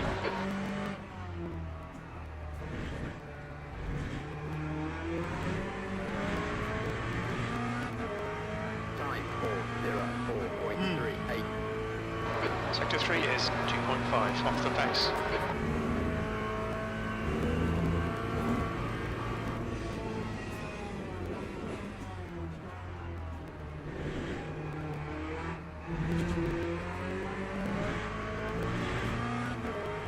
The guy behind has just done a 4:02.4 seconds.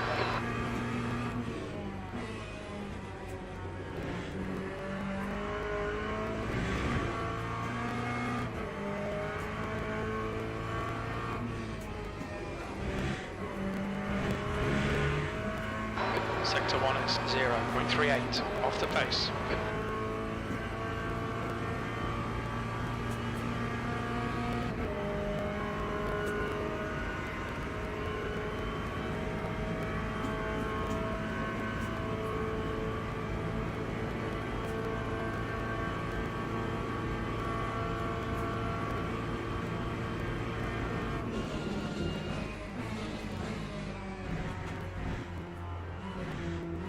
Okay, Clay, we need to watch these track limits.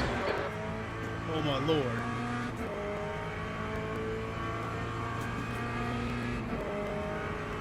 It's telling me the lap won't count.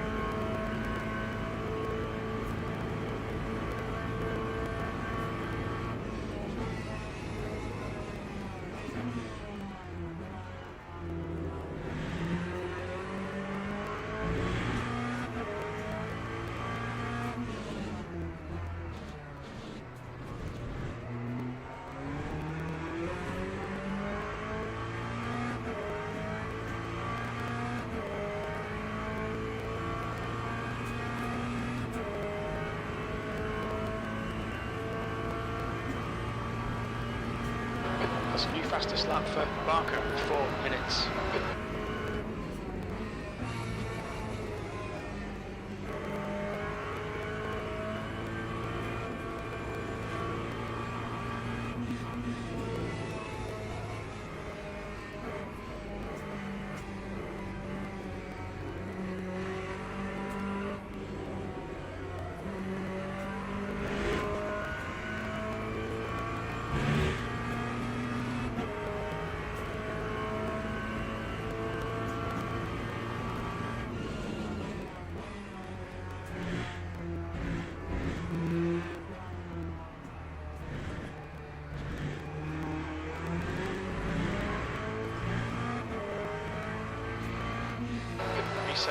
So that lap, had I not got hit with the penalty, that lap would have been a 4:03.5. Yellow flag.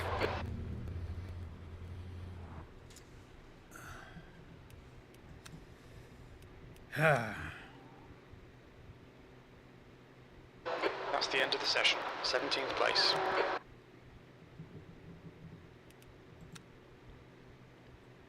See if I can practice yet. See if I can get in there with some live people.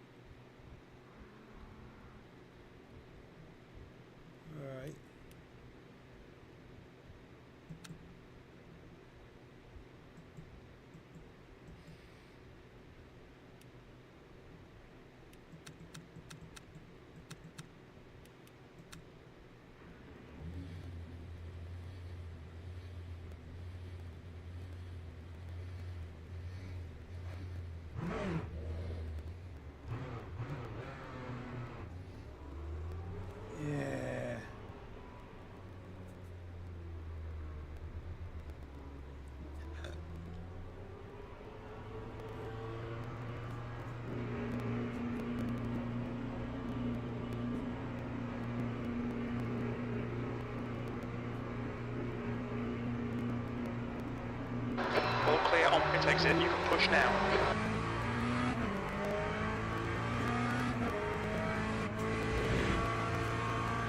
Your brakes are cold, we need to get some heat into them.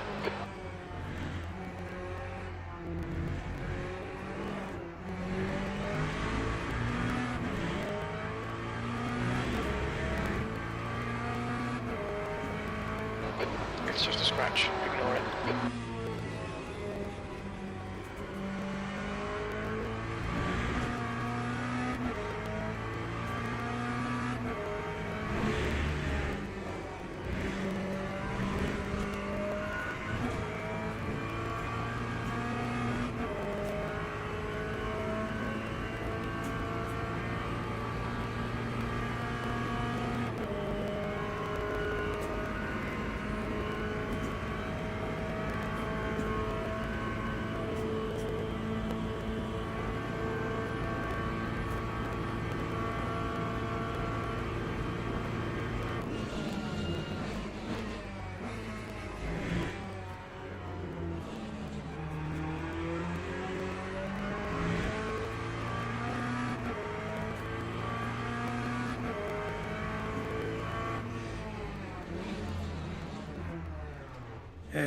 Yellow flag.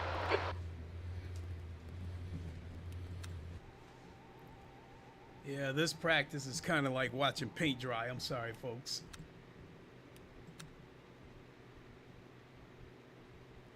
That's the end of the session,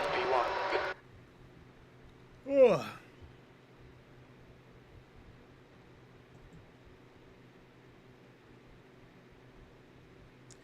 Okay, I will do this race, and then we'll wrap it up.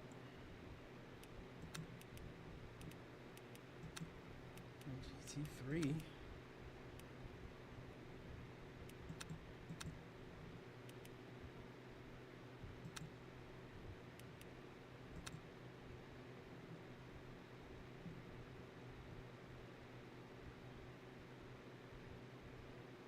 All right.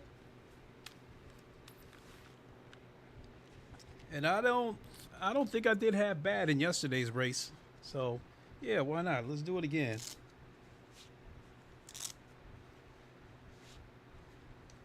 And I'm going to grab a drink. I'll be right back.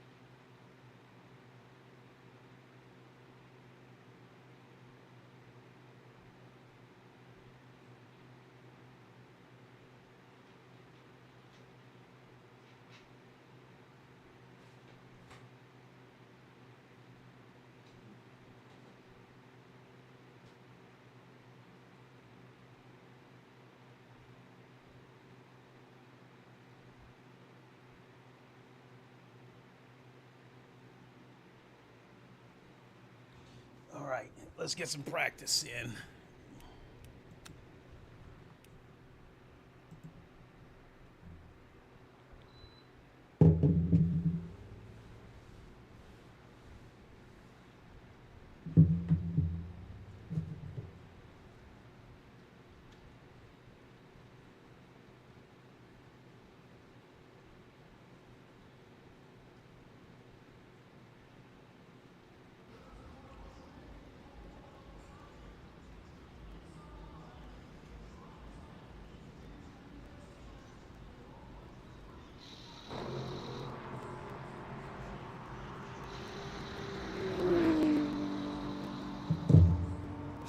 All right.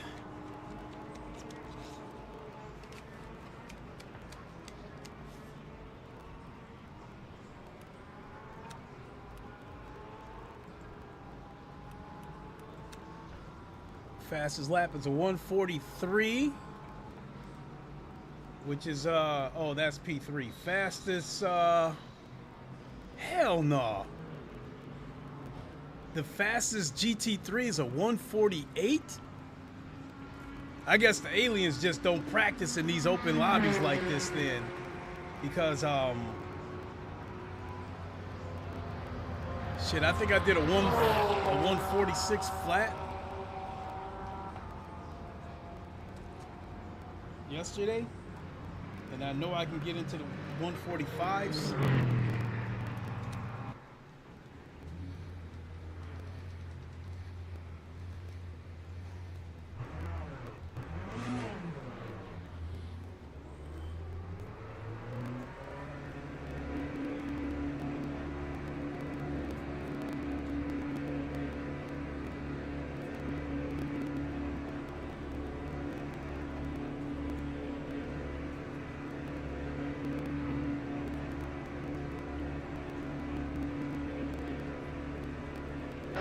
Exit is clear.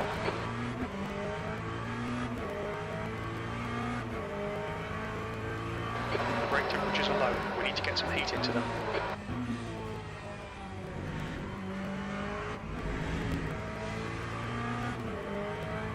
Air temps rising. It's now 30 Celsius.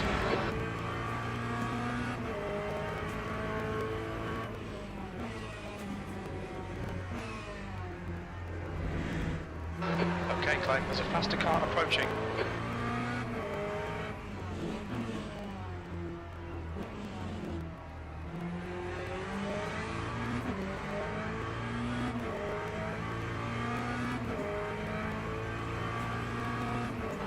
Blue flag.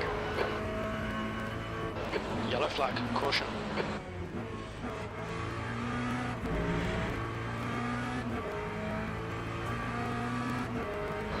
Incident sector 3, yellow flag. Blue flag. We think Ergo has gone off in Ravazza 1. Sector 3 is now clear. Sector 1, yellow flag. We think that Chris has stacked it in. Tamburello, green flag, sector 1.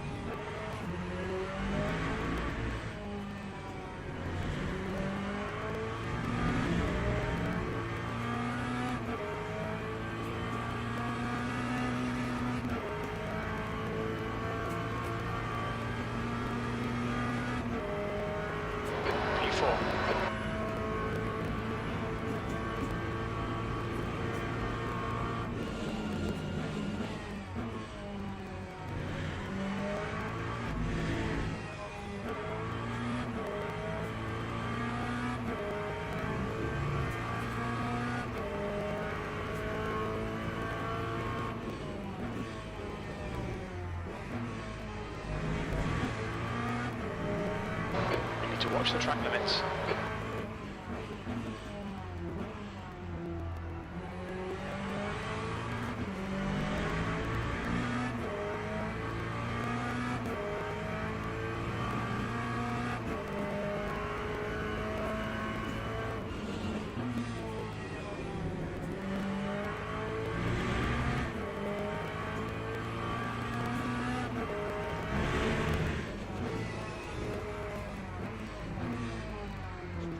Yellow flag, sector 3.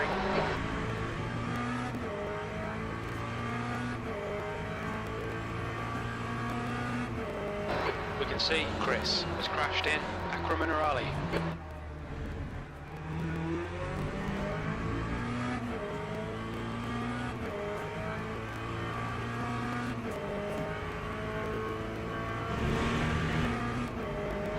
Okay, Clay, 5 minutes to go, 5 minutes left.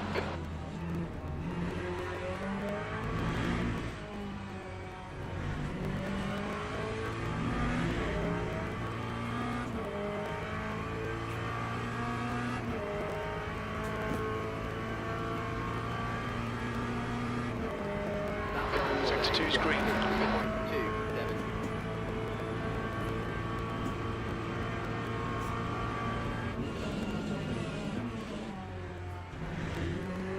Yellow flag in sector 2.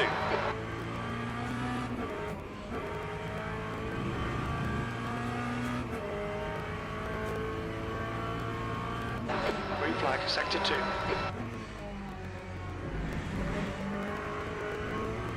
They'll delete this lap, track limits. Green flag in sector 3. Yellow flag. It looks like Wiggins has gone off in Acqua Minerale.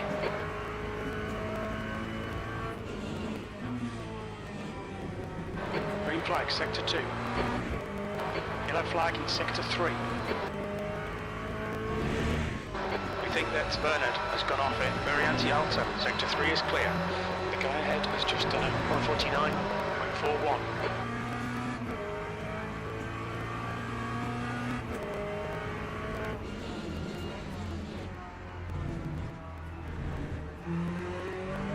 Incident in sector 3. Sector 3 is yellow.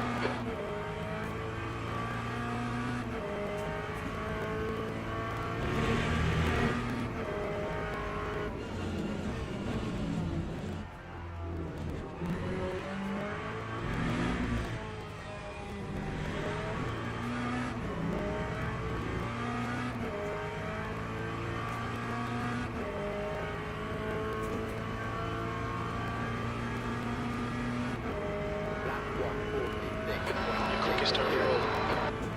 I got the fastest lap so far, but that ain't shit.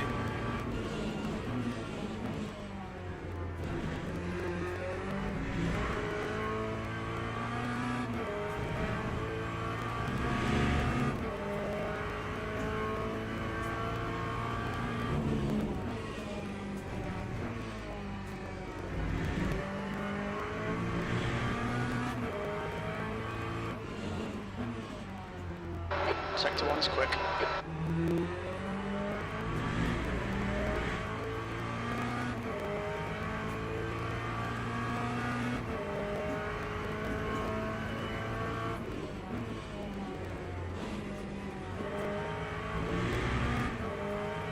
That's 2 minutes left, 2 minutes.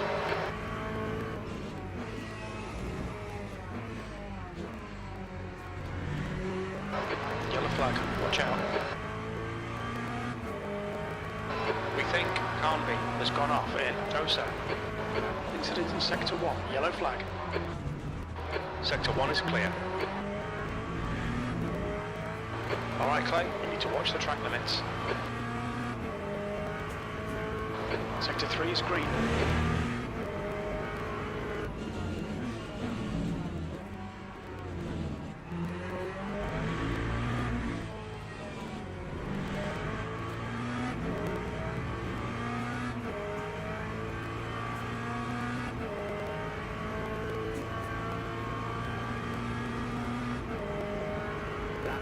Green flag in sector 2.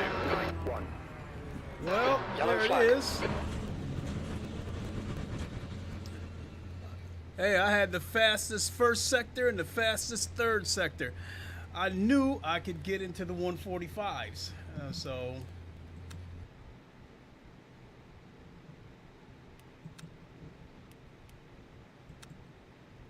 all right, folks, this is going to be a 35-minute race.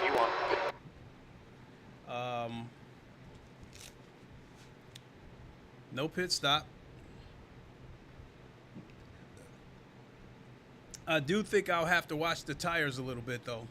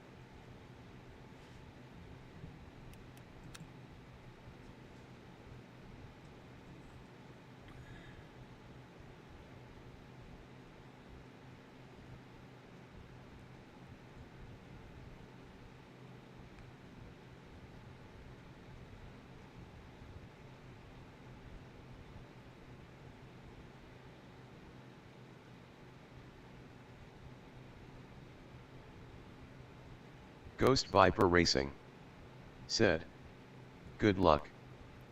Ghost Viper! Here, let me push the button. What's going on, my guy?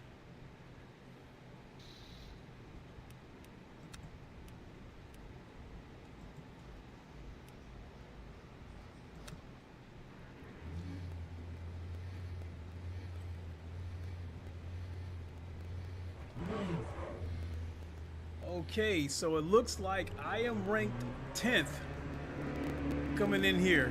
So I finished 9th yesterday, so I think I can meet those expectations.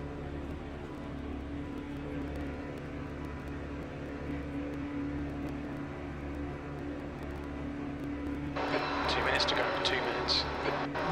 It exit looks clear. Ghost Viper Racing Be careful. said, "Good and you." I'm doing good, sir. Good to hear that you're doing good.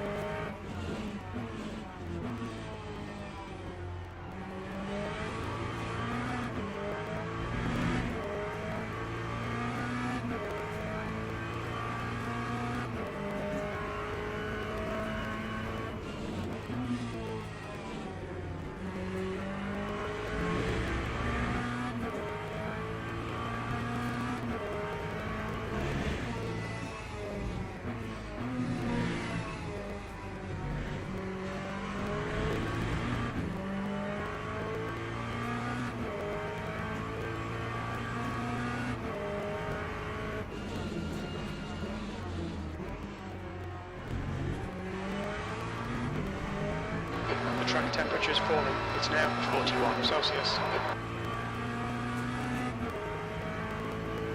Incident in Sector 1. Sector 1 is yellow.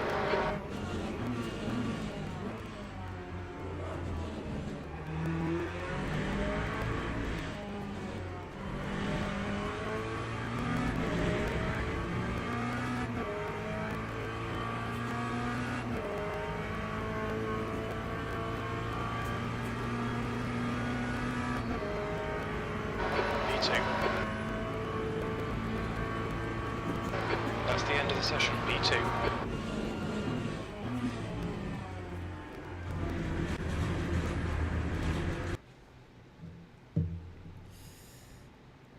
All right, let's go.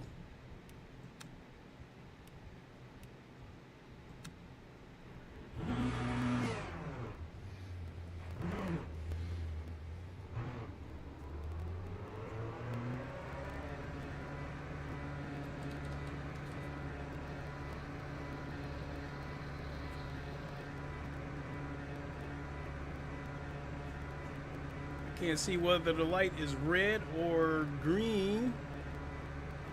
Ghost Viper Racing It's green. said, "You got this." Your exit is clear. Watch the white line. All right, Clay. We've got 7 Glad minutes you to get a believe in decent me. lap in. Your brakes are cold, be careful.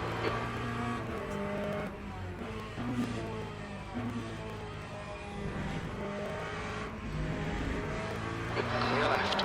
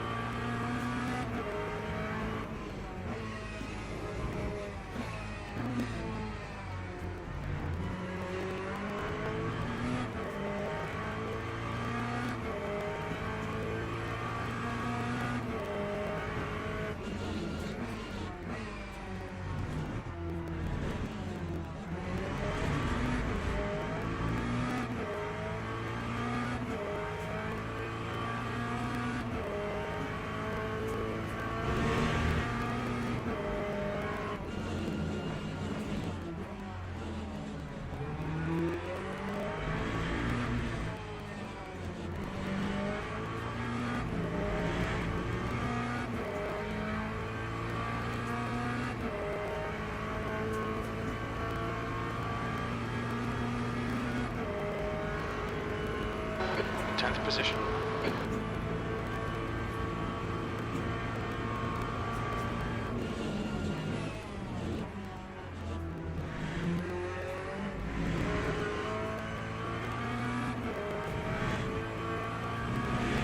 Cut clear left.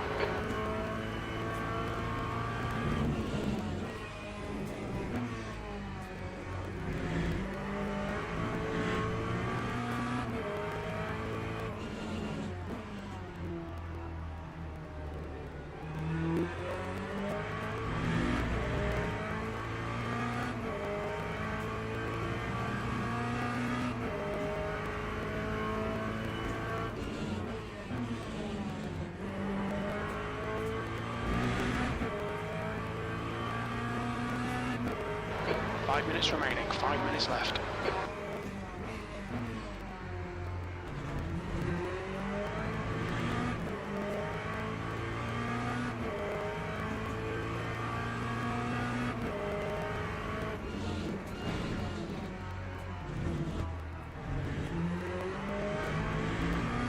Track limits, this lap will be deleted.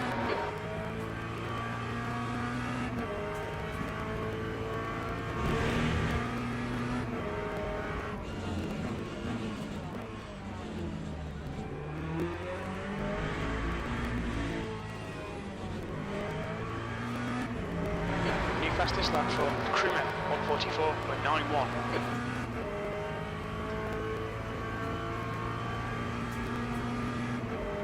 The guy ahead has just posted a 148.35. Sector 3 is 0.5 off the pace.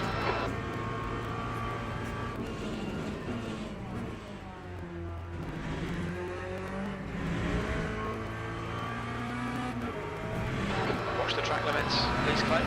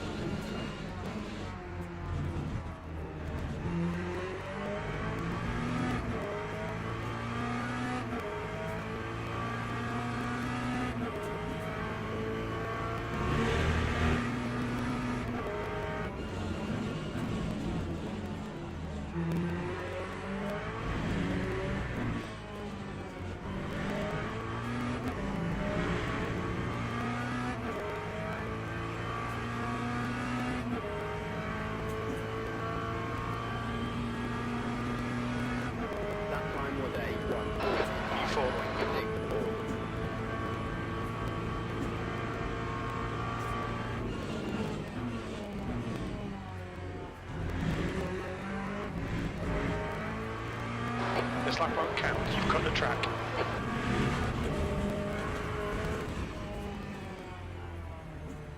Just 2 minutes left. 2 minutes to go. Damn. 143.6. Holy shit.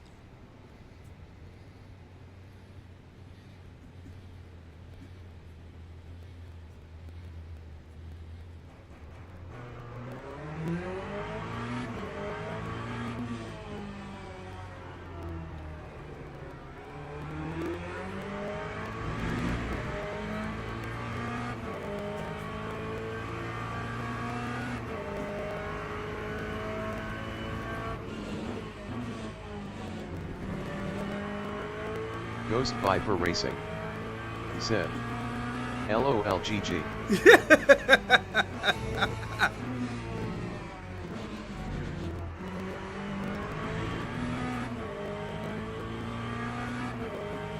I mean, my 145.6 isn't bad, but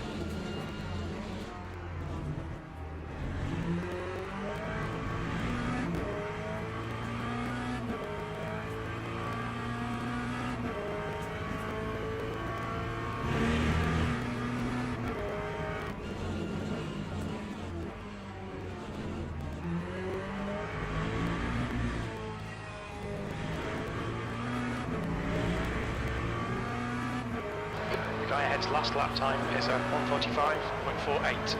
oh, I'm in here with some killers. My lap time is dropping.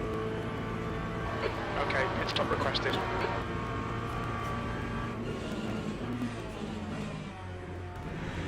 Past the car behind.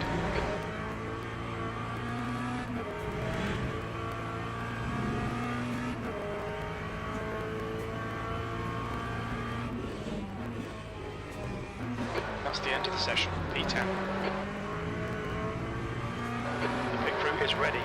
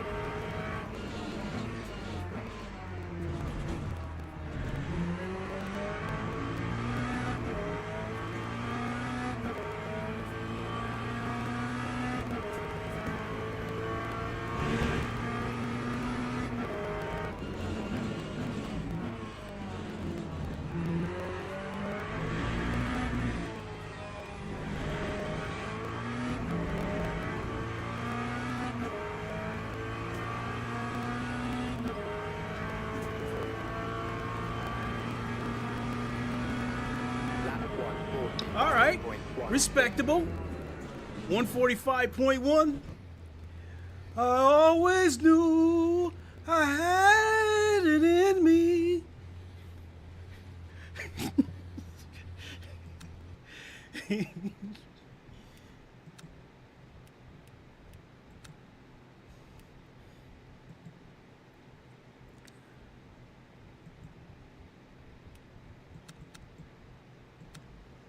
Teams and drivers go to the grid for a race start.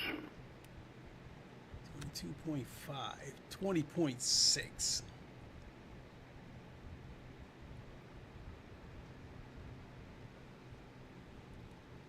So, I qualified 6th, expected to quali 10th. So, if I could at least hold this 6th place, I should get some positive rank, and I should get back what I lost from the race that I DNF'd.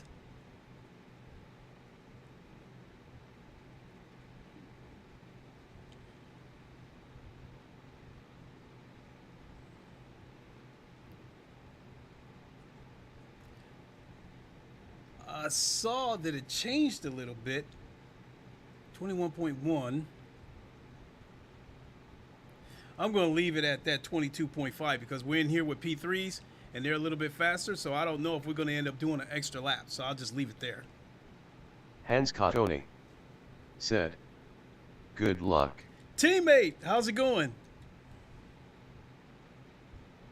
My fellow VR Viking in the house. Formation lap has started.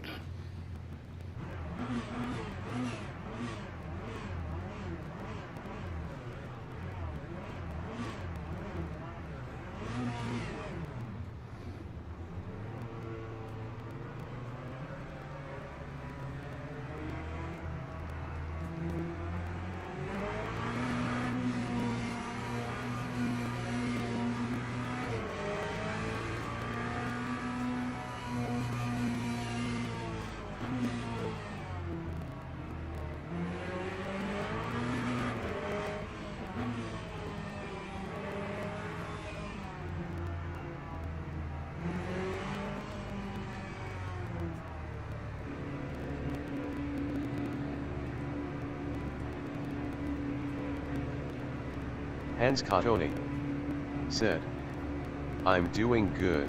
Good to hear. How are you doing? Doing pretty good, thank you. Go, go, go.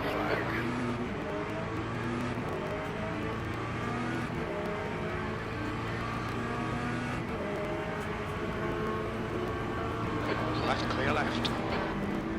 Clear left.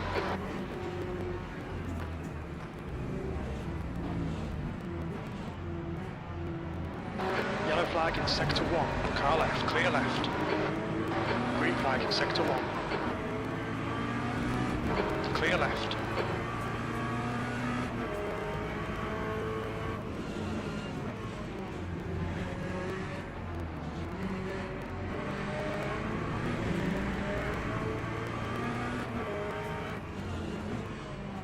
Start's okay, let's get stuck in. Yellow flag in sector 2. It looks like Kevin and Mario have binned it in. Toso. Green flag sector 2.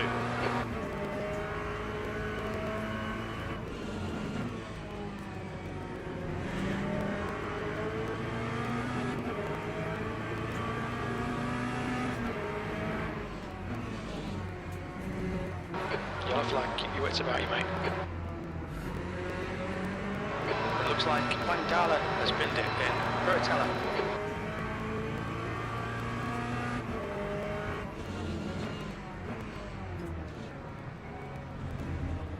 What the hell?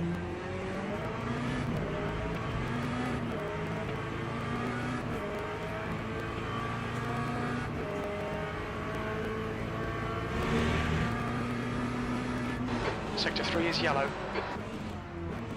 Clear left. Green flag sector 3. We think Enos has gone off in Regatta 1. On your left. Clear left. These P3s are the ones that's actually slowing everybody up.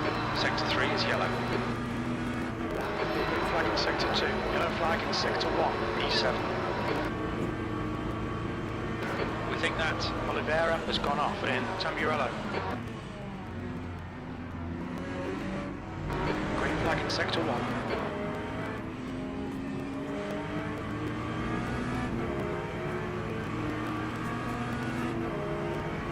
Car left, clear left.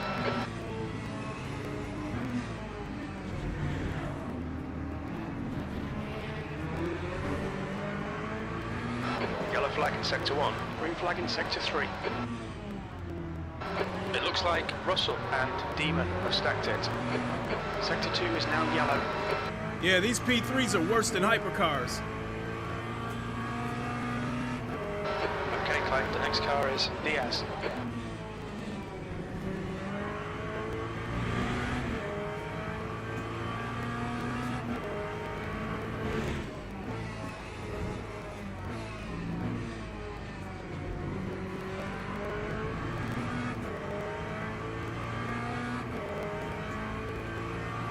Sector 2 is now green. Sector 1 is now green.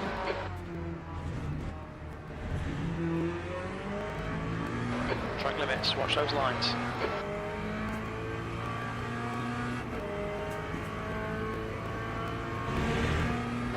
gap to E7. In front is now 0.6.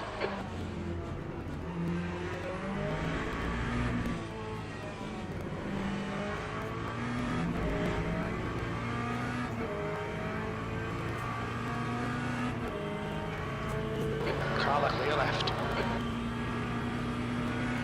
Lap 152.5. 8th place.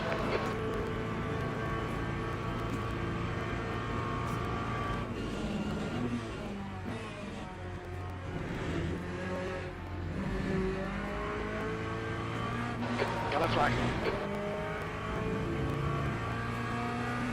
We think that road fail has binned it in Tamburello.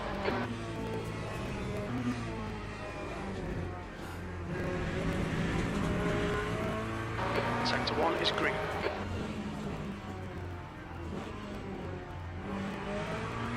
Yellow flag sector 3. We can see Oliveira has stepped it in. That's a 1. Green flag sector 3. Clear left.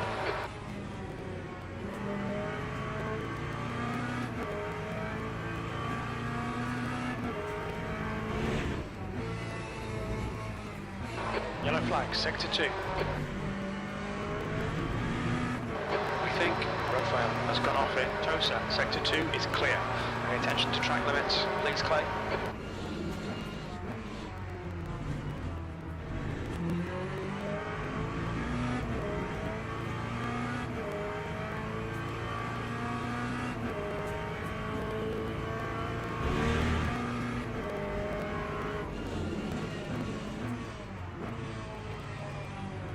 Clear left.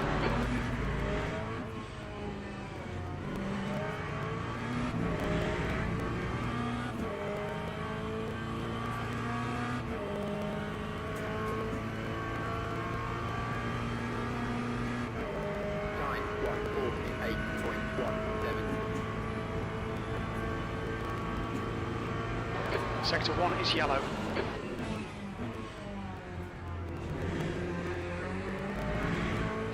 The gap to 7th position. Ahead is now 1.7 seconds. Sector 1 is green.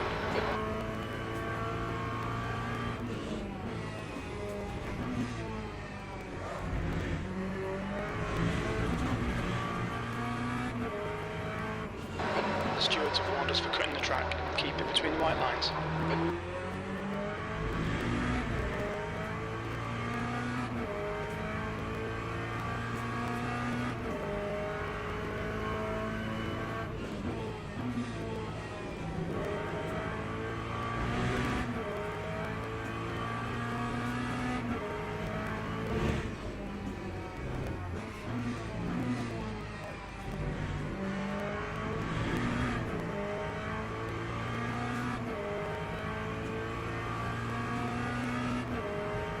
Sector 1 is yellow.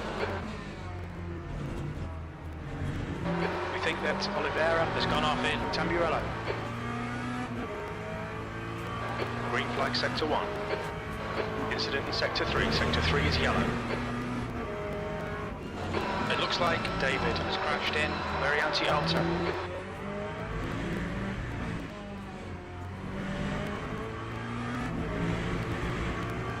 Sector 3 is clear, green flag.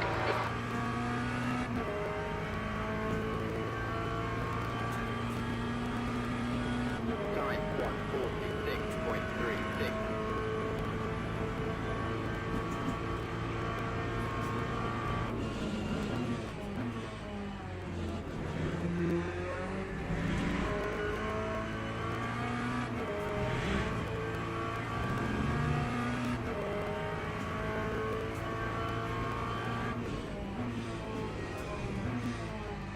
Incident in sector 2, yellow flag.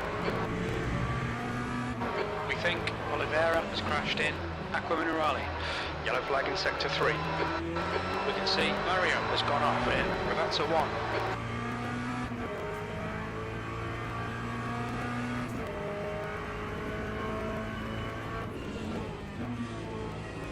Green flag sector 3, the gap to E7. Ahead is now 1.0 seconds.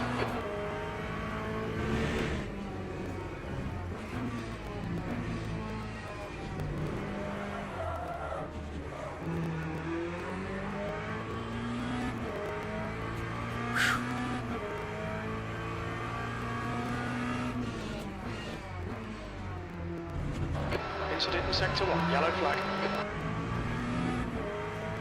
We think that Enos has gone off in Villeneuve. Green flag sector 1.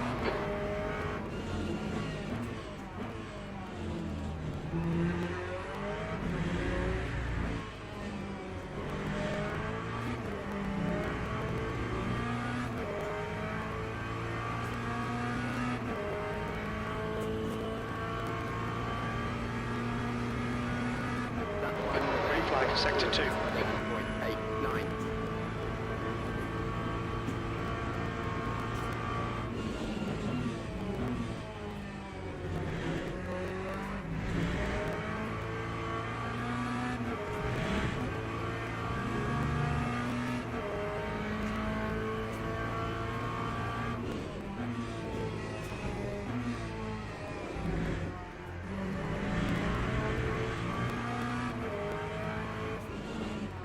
Stay between the lines, please, Clay.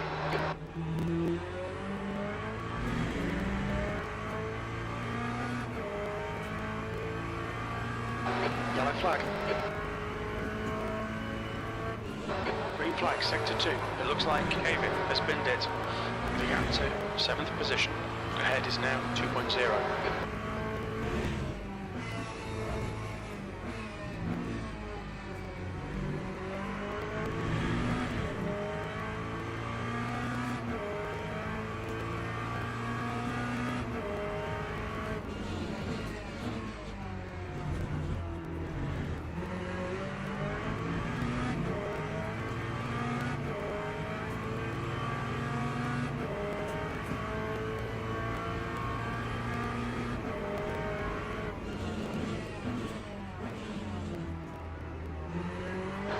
Faster car behind. He's racing us for position. I don't think we'll get a blue flag.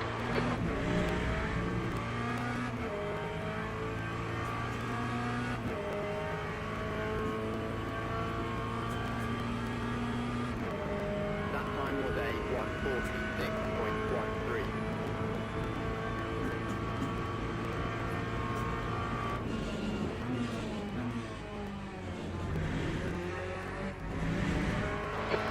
About track limits.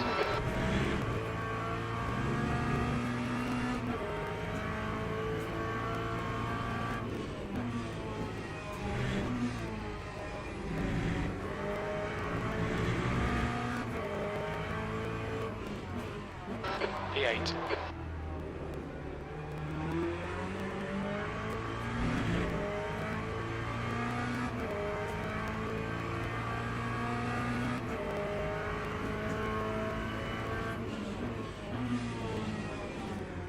Gap to DS in front is now 2.1.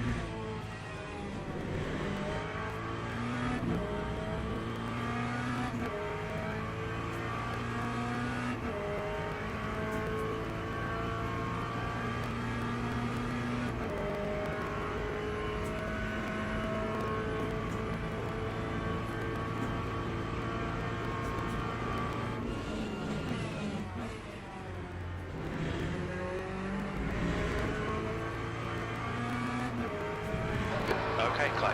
Gone out of track limits. Keep it between the lines.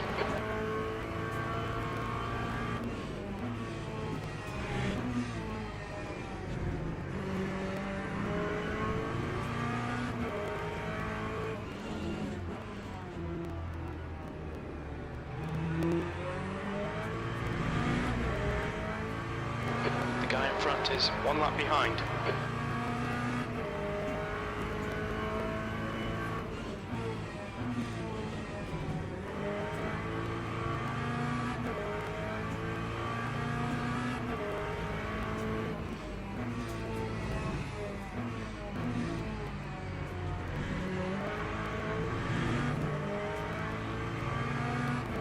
Sector 3 is now yellow. Right side's clear. Thank you. We think NAC has binned it in. Ravazza 1, Sector 3 is clear, green flag. Thank you.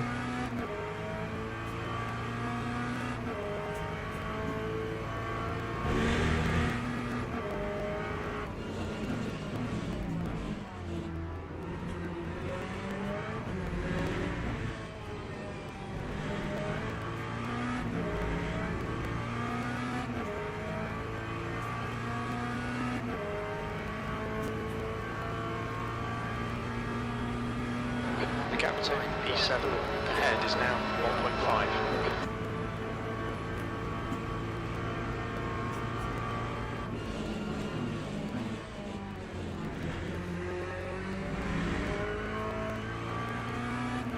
Yellow flag. We think that Gund has stacked it in. Villeneuve, there's a faster class car behind. Yellow flag sector 2. That's 20 minutes to go, 20 minutes. Sector 1 is clear. It looks like Bank has spun off. Keep it within the track limits. Sector 2 is now green.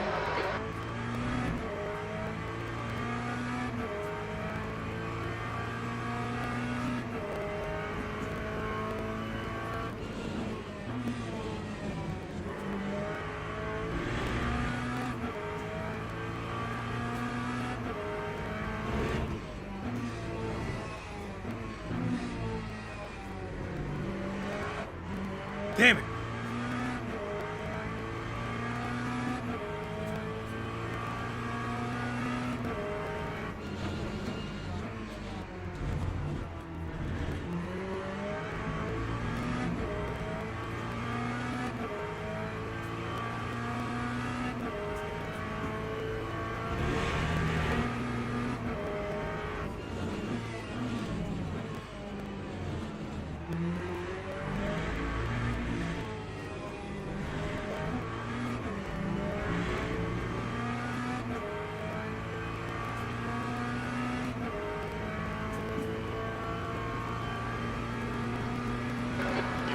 E7 in, the gap is 0.8.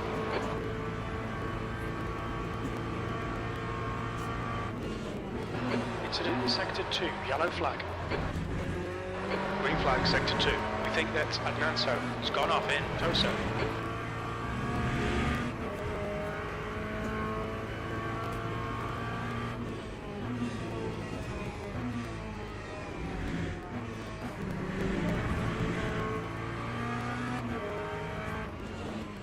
Yellow flag.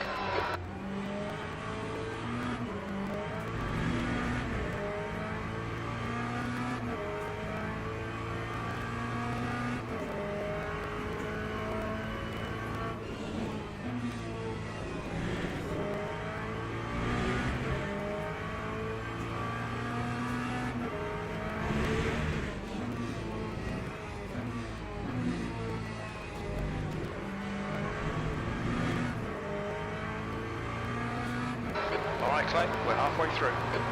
The gap to Diaz ahead is now 0.8.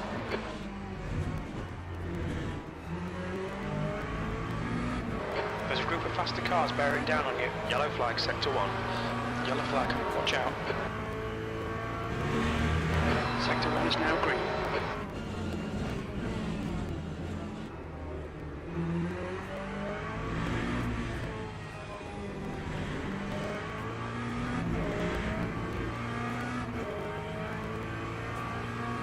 Yellow flag in Sector 1.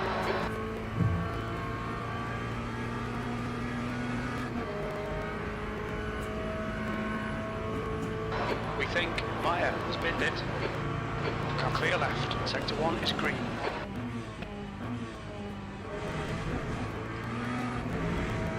You cut the track. Keep it nice and tidy.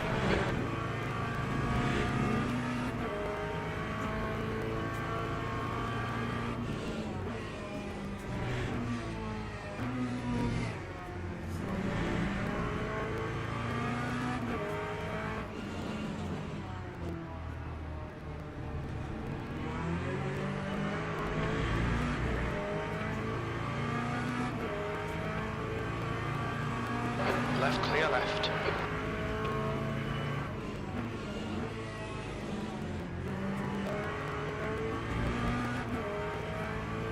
Green flag, sector 3. Sector 2 is clear.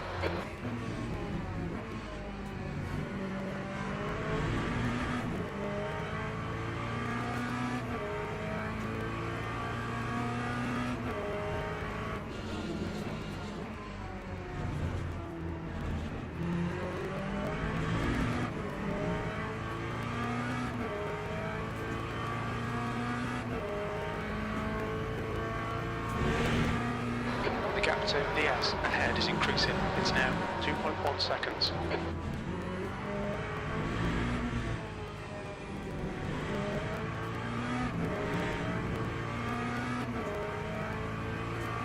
Sector 1 is yellow. It looks like Agnanto has gone off in Tamarello. Green flag in sector 1. Okay, Clay, 15 minutes left. That's 15 minutes. Don't think about the lap times. Just hit each and every apex.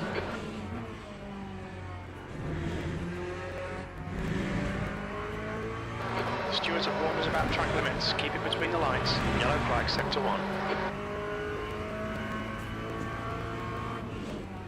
Green flag, sector 1.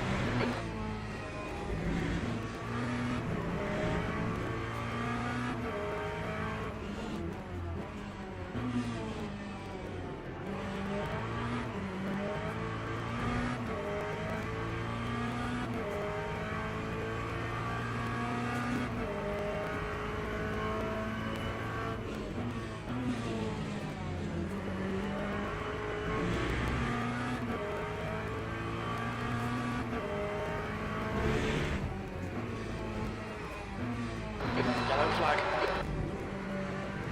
You're being caught by the faster class cars. We think Lep has binned it in Aqua Minerale.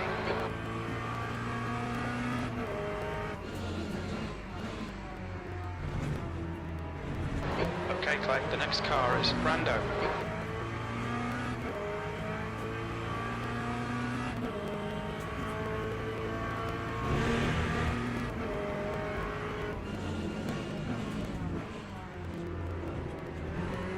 Incident in sector 3. Sector 3 is yellow. We can see Mario has stacked it in. That's a 1. Green flag in sector 3.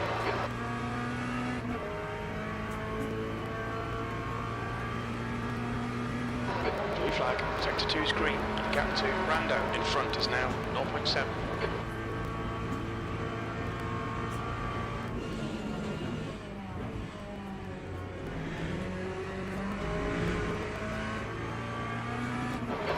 Flag. Clear left.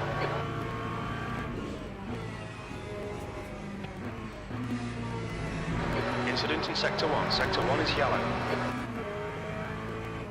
We think that Darras has gone off in Villeneuve.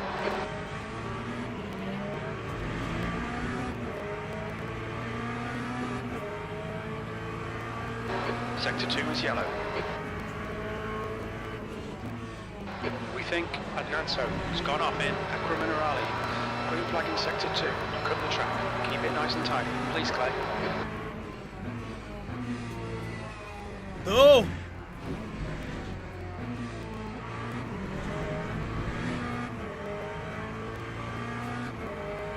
That Corvette clipped that P3 and he got a piece of me. Green flag in sector 1.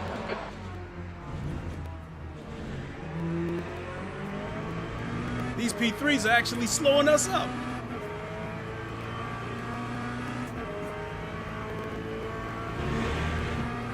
The gap to P6 ahead is now 0.38.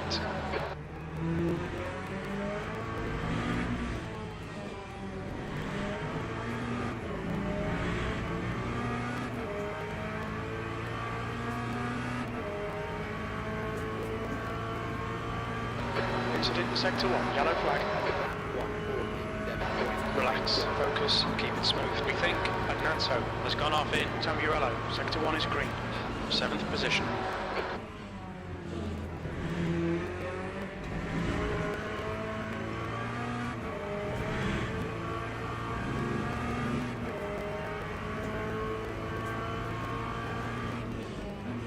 Incident in sector 2. Sector 2 is yellow.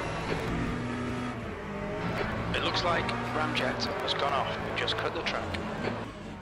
Green flag in sector 2.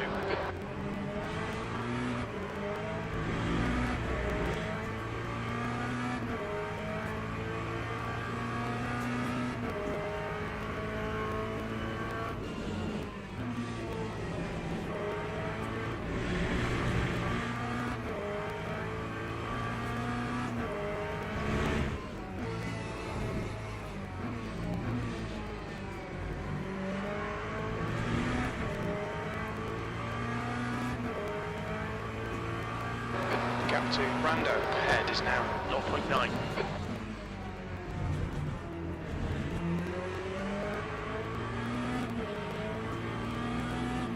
Clear left.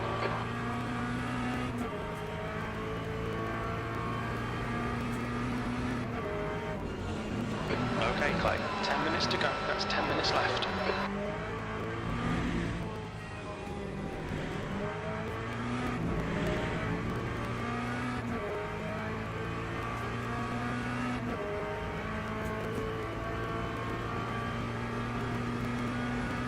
Time 1:46. V6.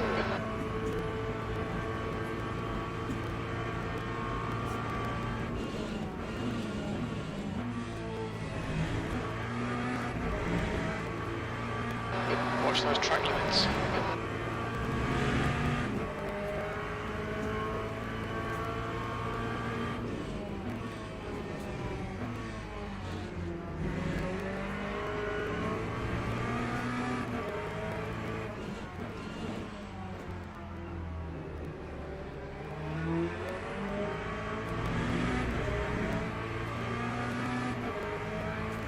Yellow flag, keep your wits about you, mate.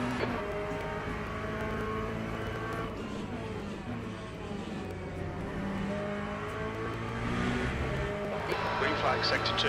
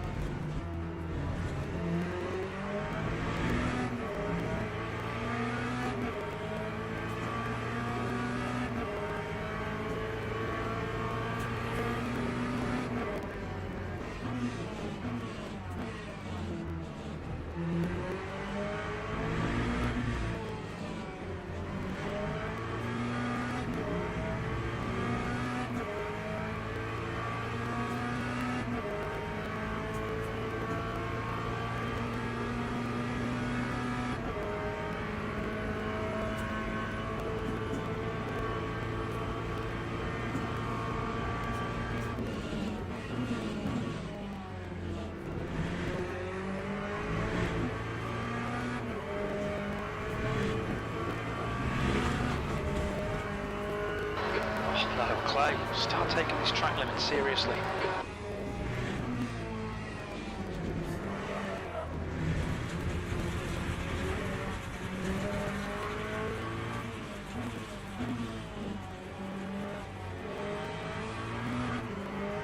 Yellow flag, sector 2.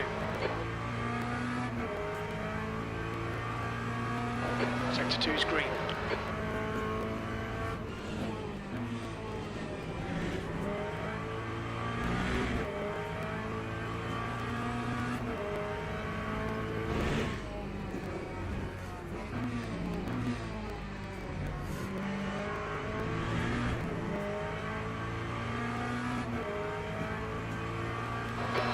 To E5, ahead is now 1.5. Sector 1 is yellow. It looks like LEP has crashed.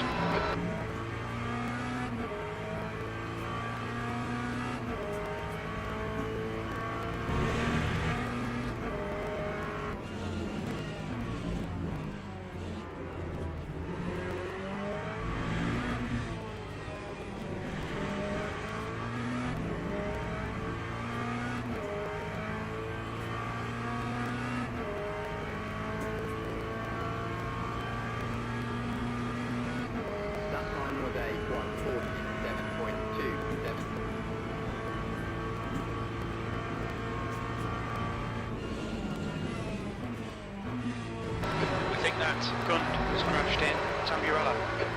Track limits, please. We don't want a penalty. Sector 1 is clear. The track temperature's decreasing. It's now 34 Celsius.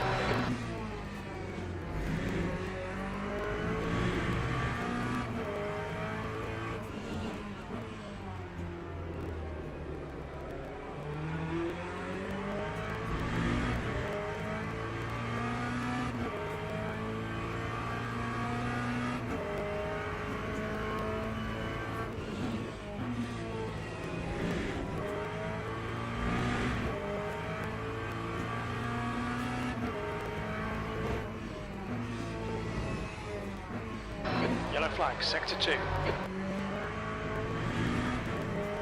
We can see Gund has gone off. Okay, Clay, 5 minutes to go, 5 minutes left.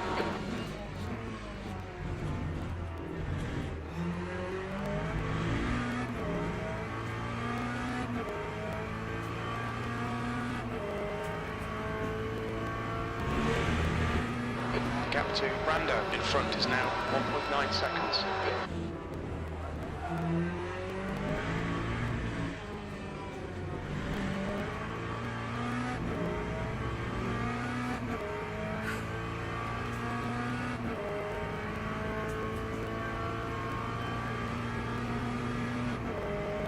Green flag in sector 2.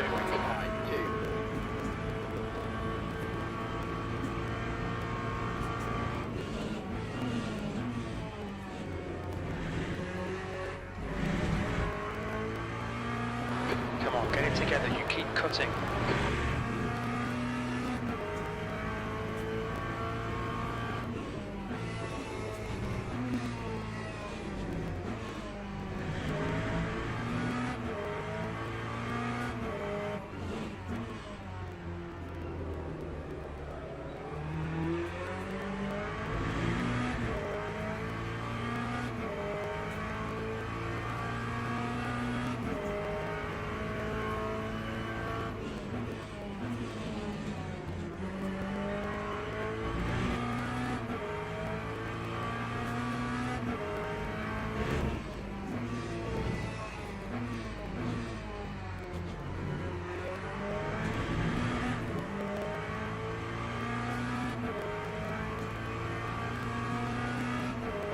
Incident sector 3, yellow flag. We think P5 has binned it in. Ravazza 1, sector 3 is clear.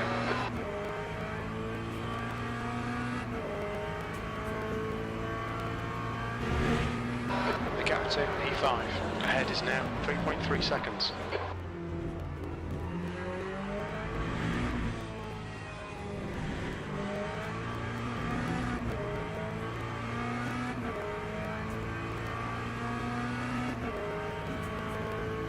No point risking it, because I already got 2.5. I think I'll take one more hit and I'm done for with a penalty.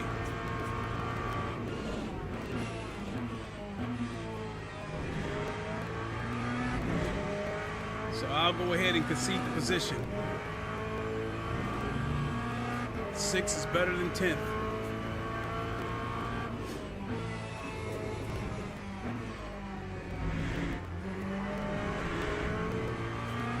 Or maybe 5th. Clay, please watch the track limits.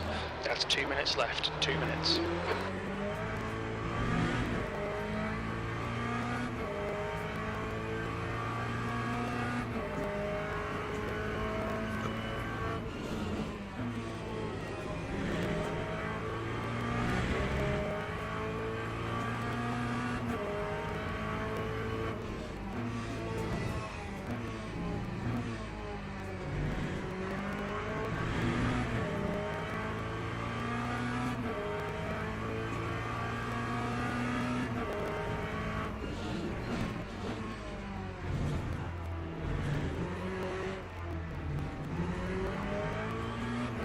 Couldn't risk the drive-through.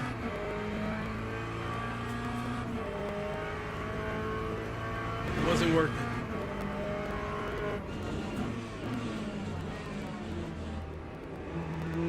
I think my tire's about gone too.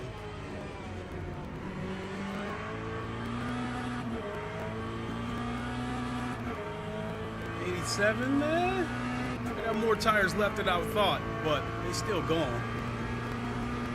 That time was a 147.83.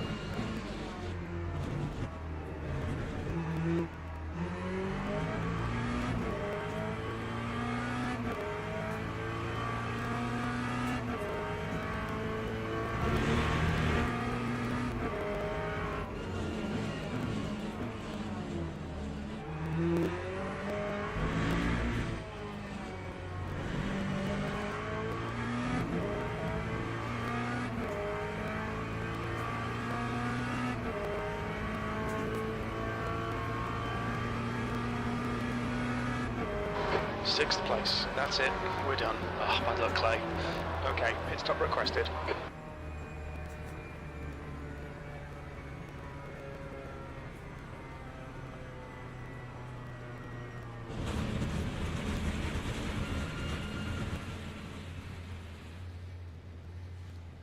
Oh my God.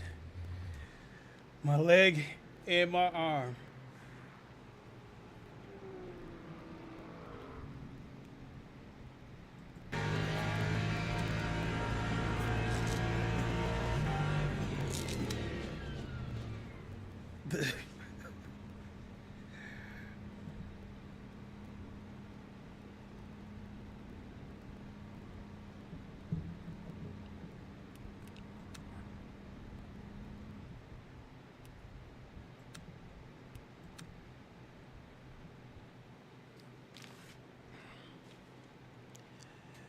The P3s scared me to death.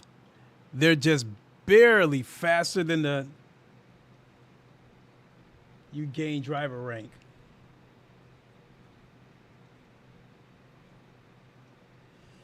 Okay, but it doesn't tell me how much.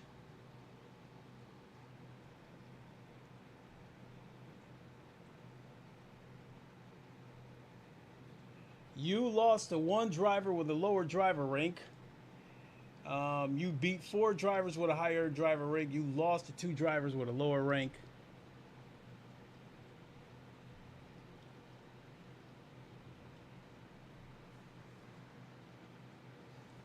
So it says you gain driver rank, but it doesn't tell you how much. That part I'm not a fan of. Damn, it's already 10 o'clock. Yeah, that was only a 35-minute race, but I felt like I did a 2-hour race. I'm probably gonna have to turn my force feedback down a little bit because once the tires got warm, there was heavy resistance.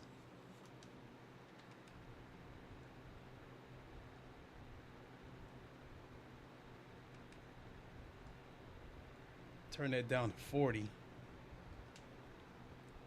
Oh man, it was still a fun race though. My arms are burning, but it was still a fun race. Yeah, those P3s was slowing everybody. At least the faster GT3 drivers, the P3s was slowing them down.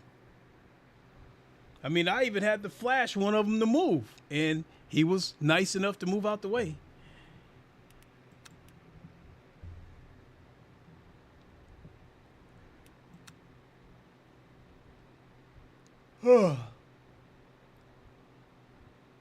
What a race.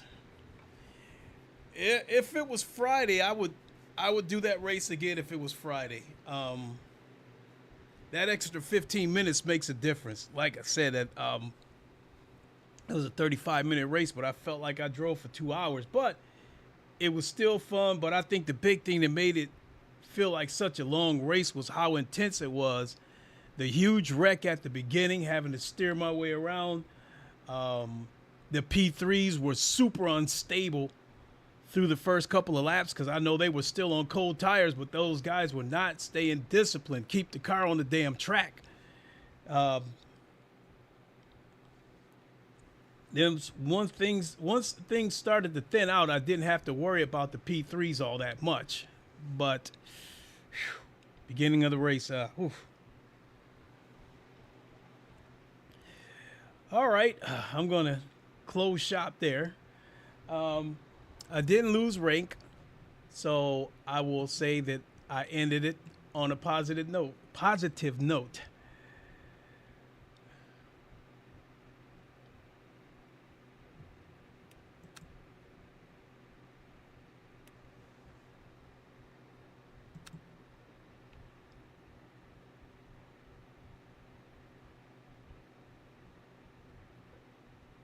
You lost driver rank, yeah. Okay.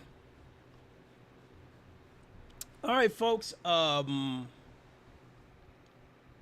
first I said I wasn't going to be back. At first I thought I wasn't going to be back till this weekend, but I totally forgot about RaceRoom. We get that update tomorrow. So I plan on me. It's going to be a little bit late because I got to drop one of my cars off tomorrow, and then I got to take the bus back. That's all part of being single and not having a right hand. So guess I'll get on as soon as I get home. But we'll see you tomorrow, and then after that we'll get ready for the 2.4 hours of Le Mans and try to get a huge chunk of that rank back. So thanks for watching, everybody. Really, really appreciate it. We'll see you on the next one. And until then, you all know the line. Wakanda forever, long live the king, and deuces. Have a good one, everybody. We'll see you.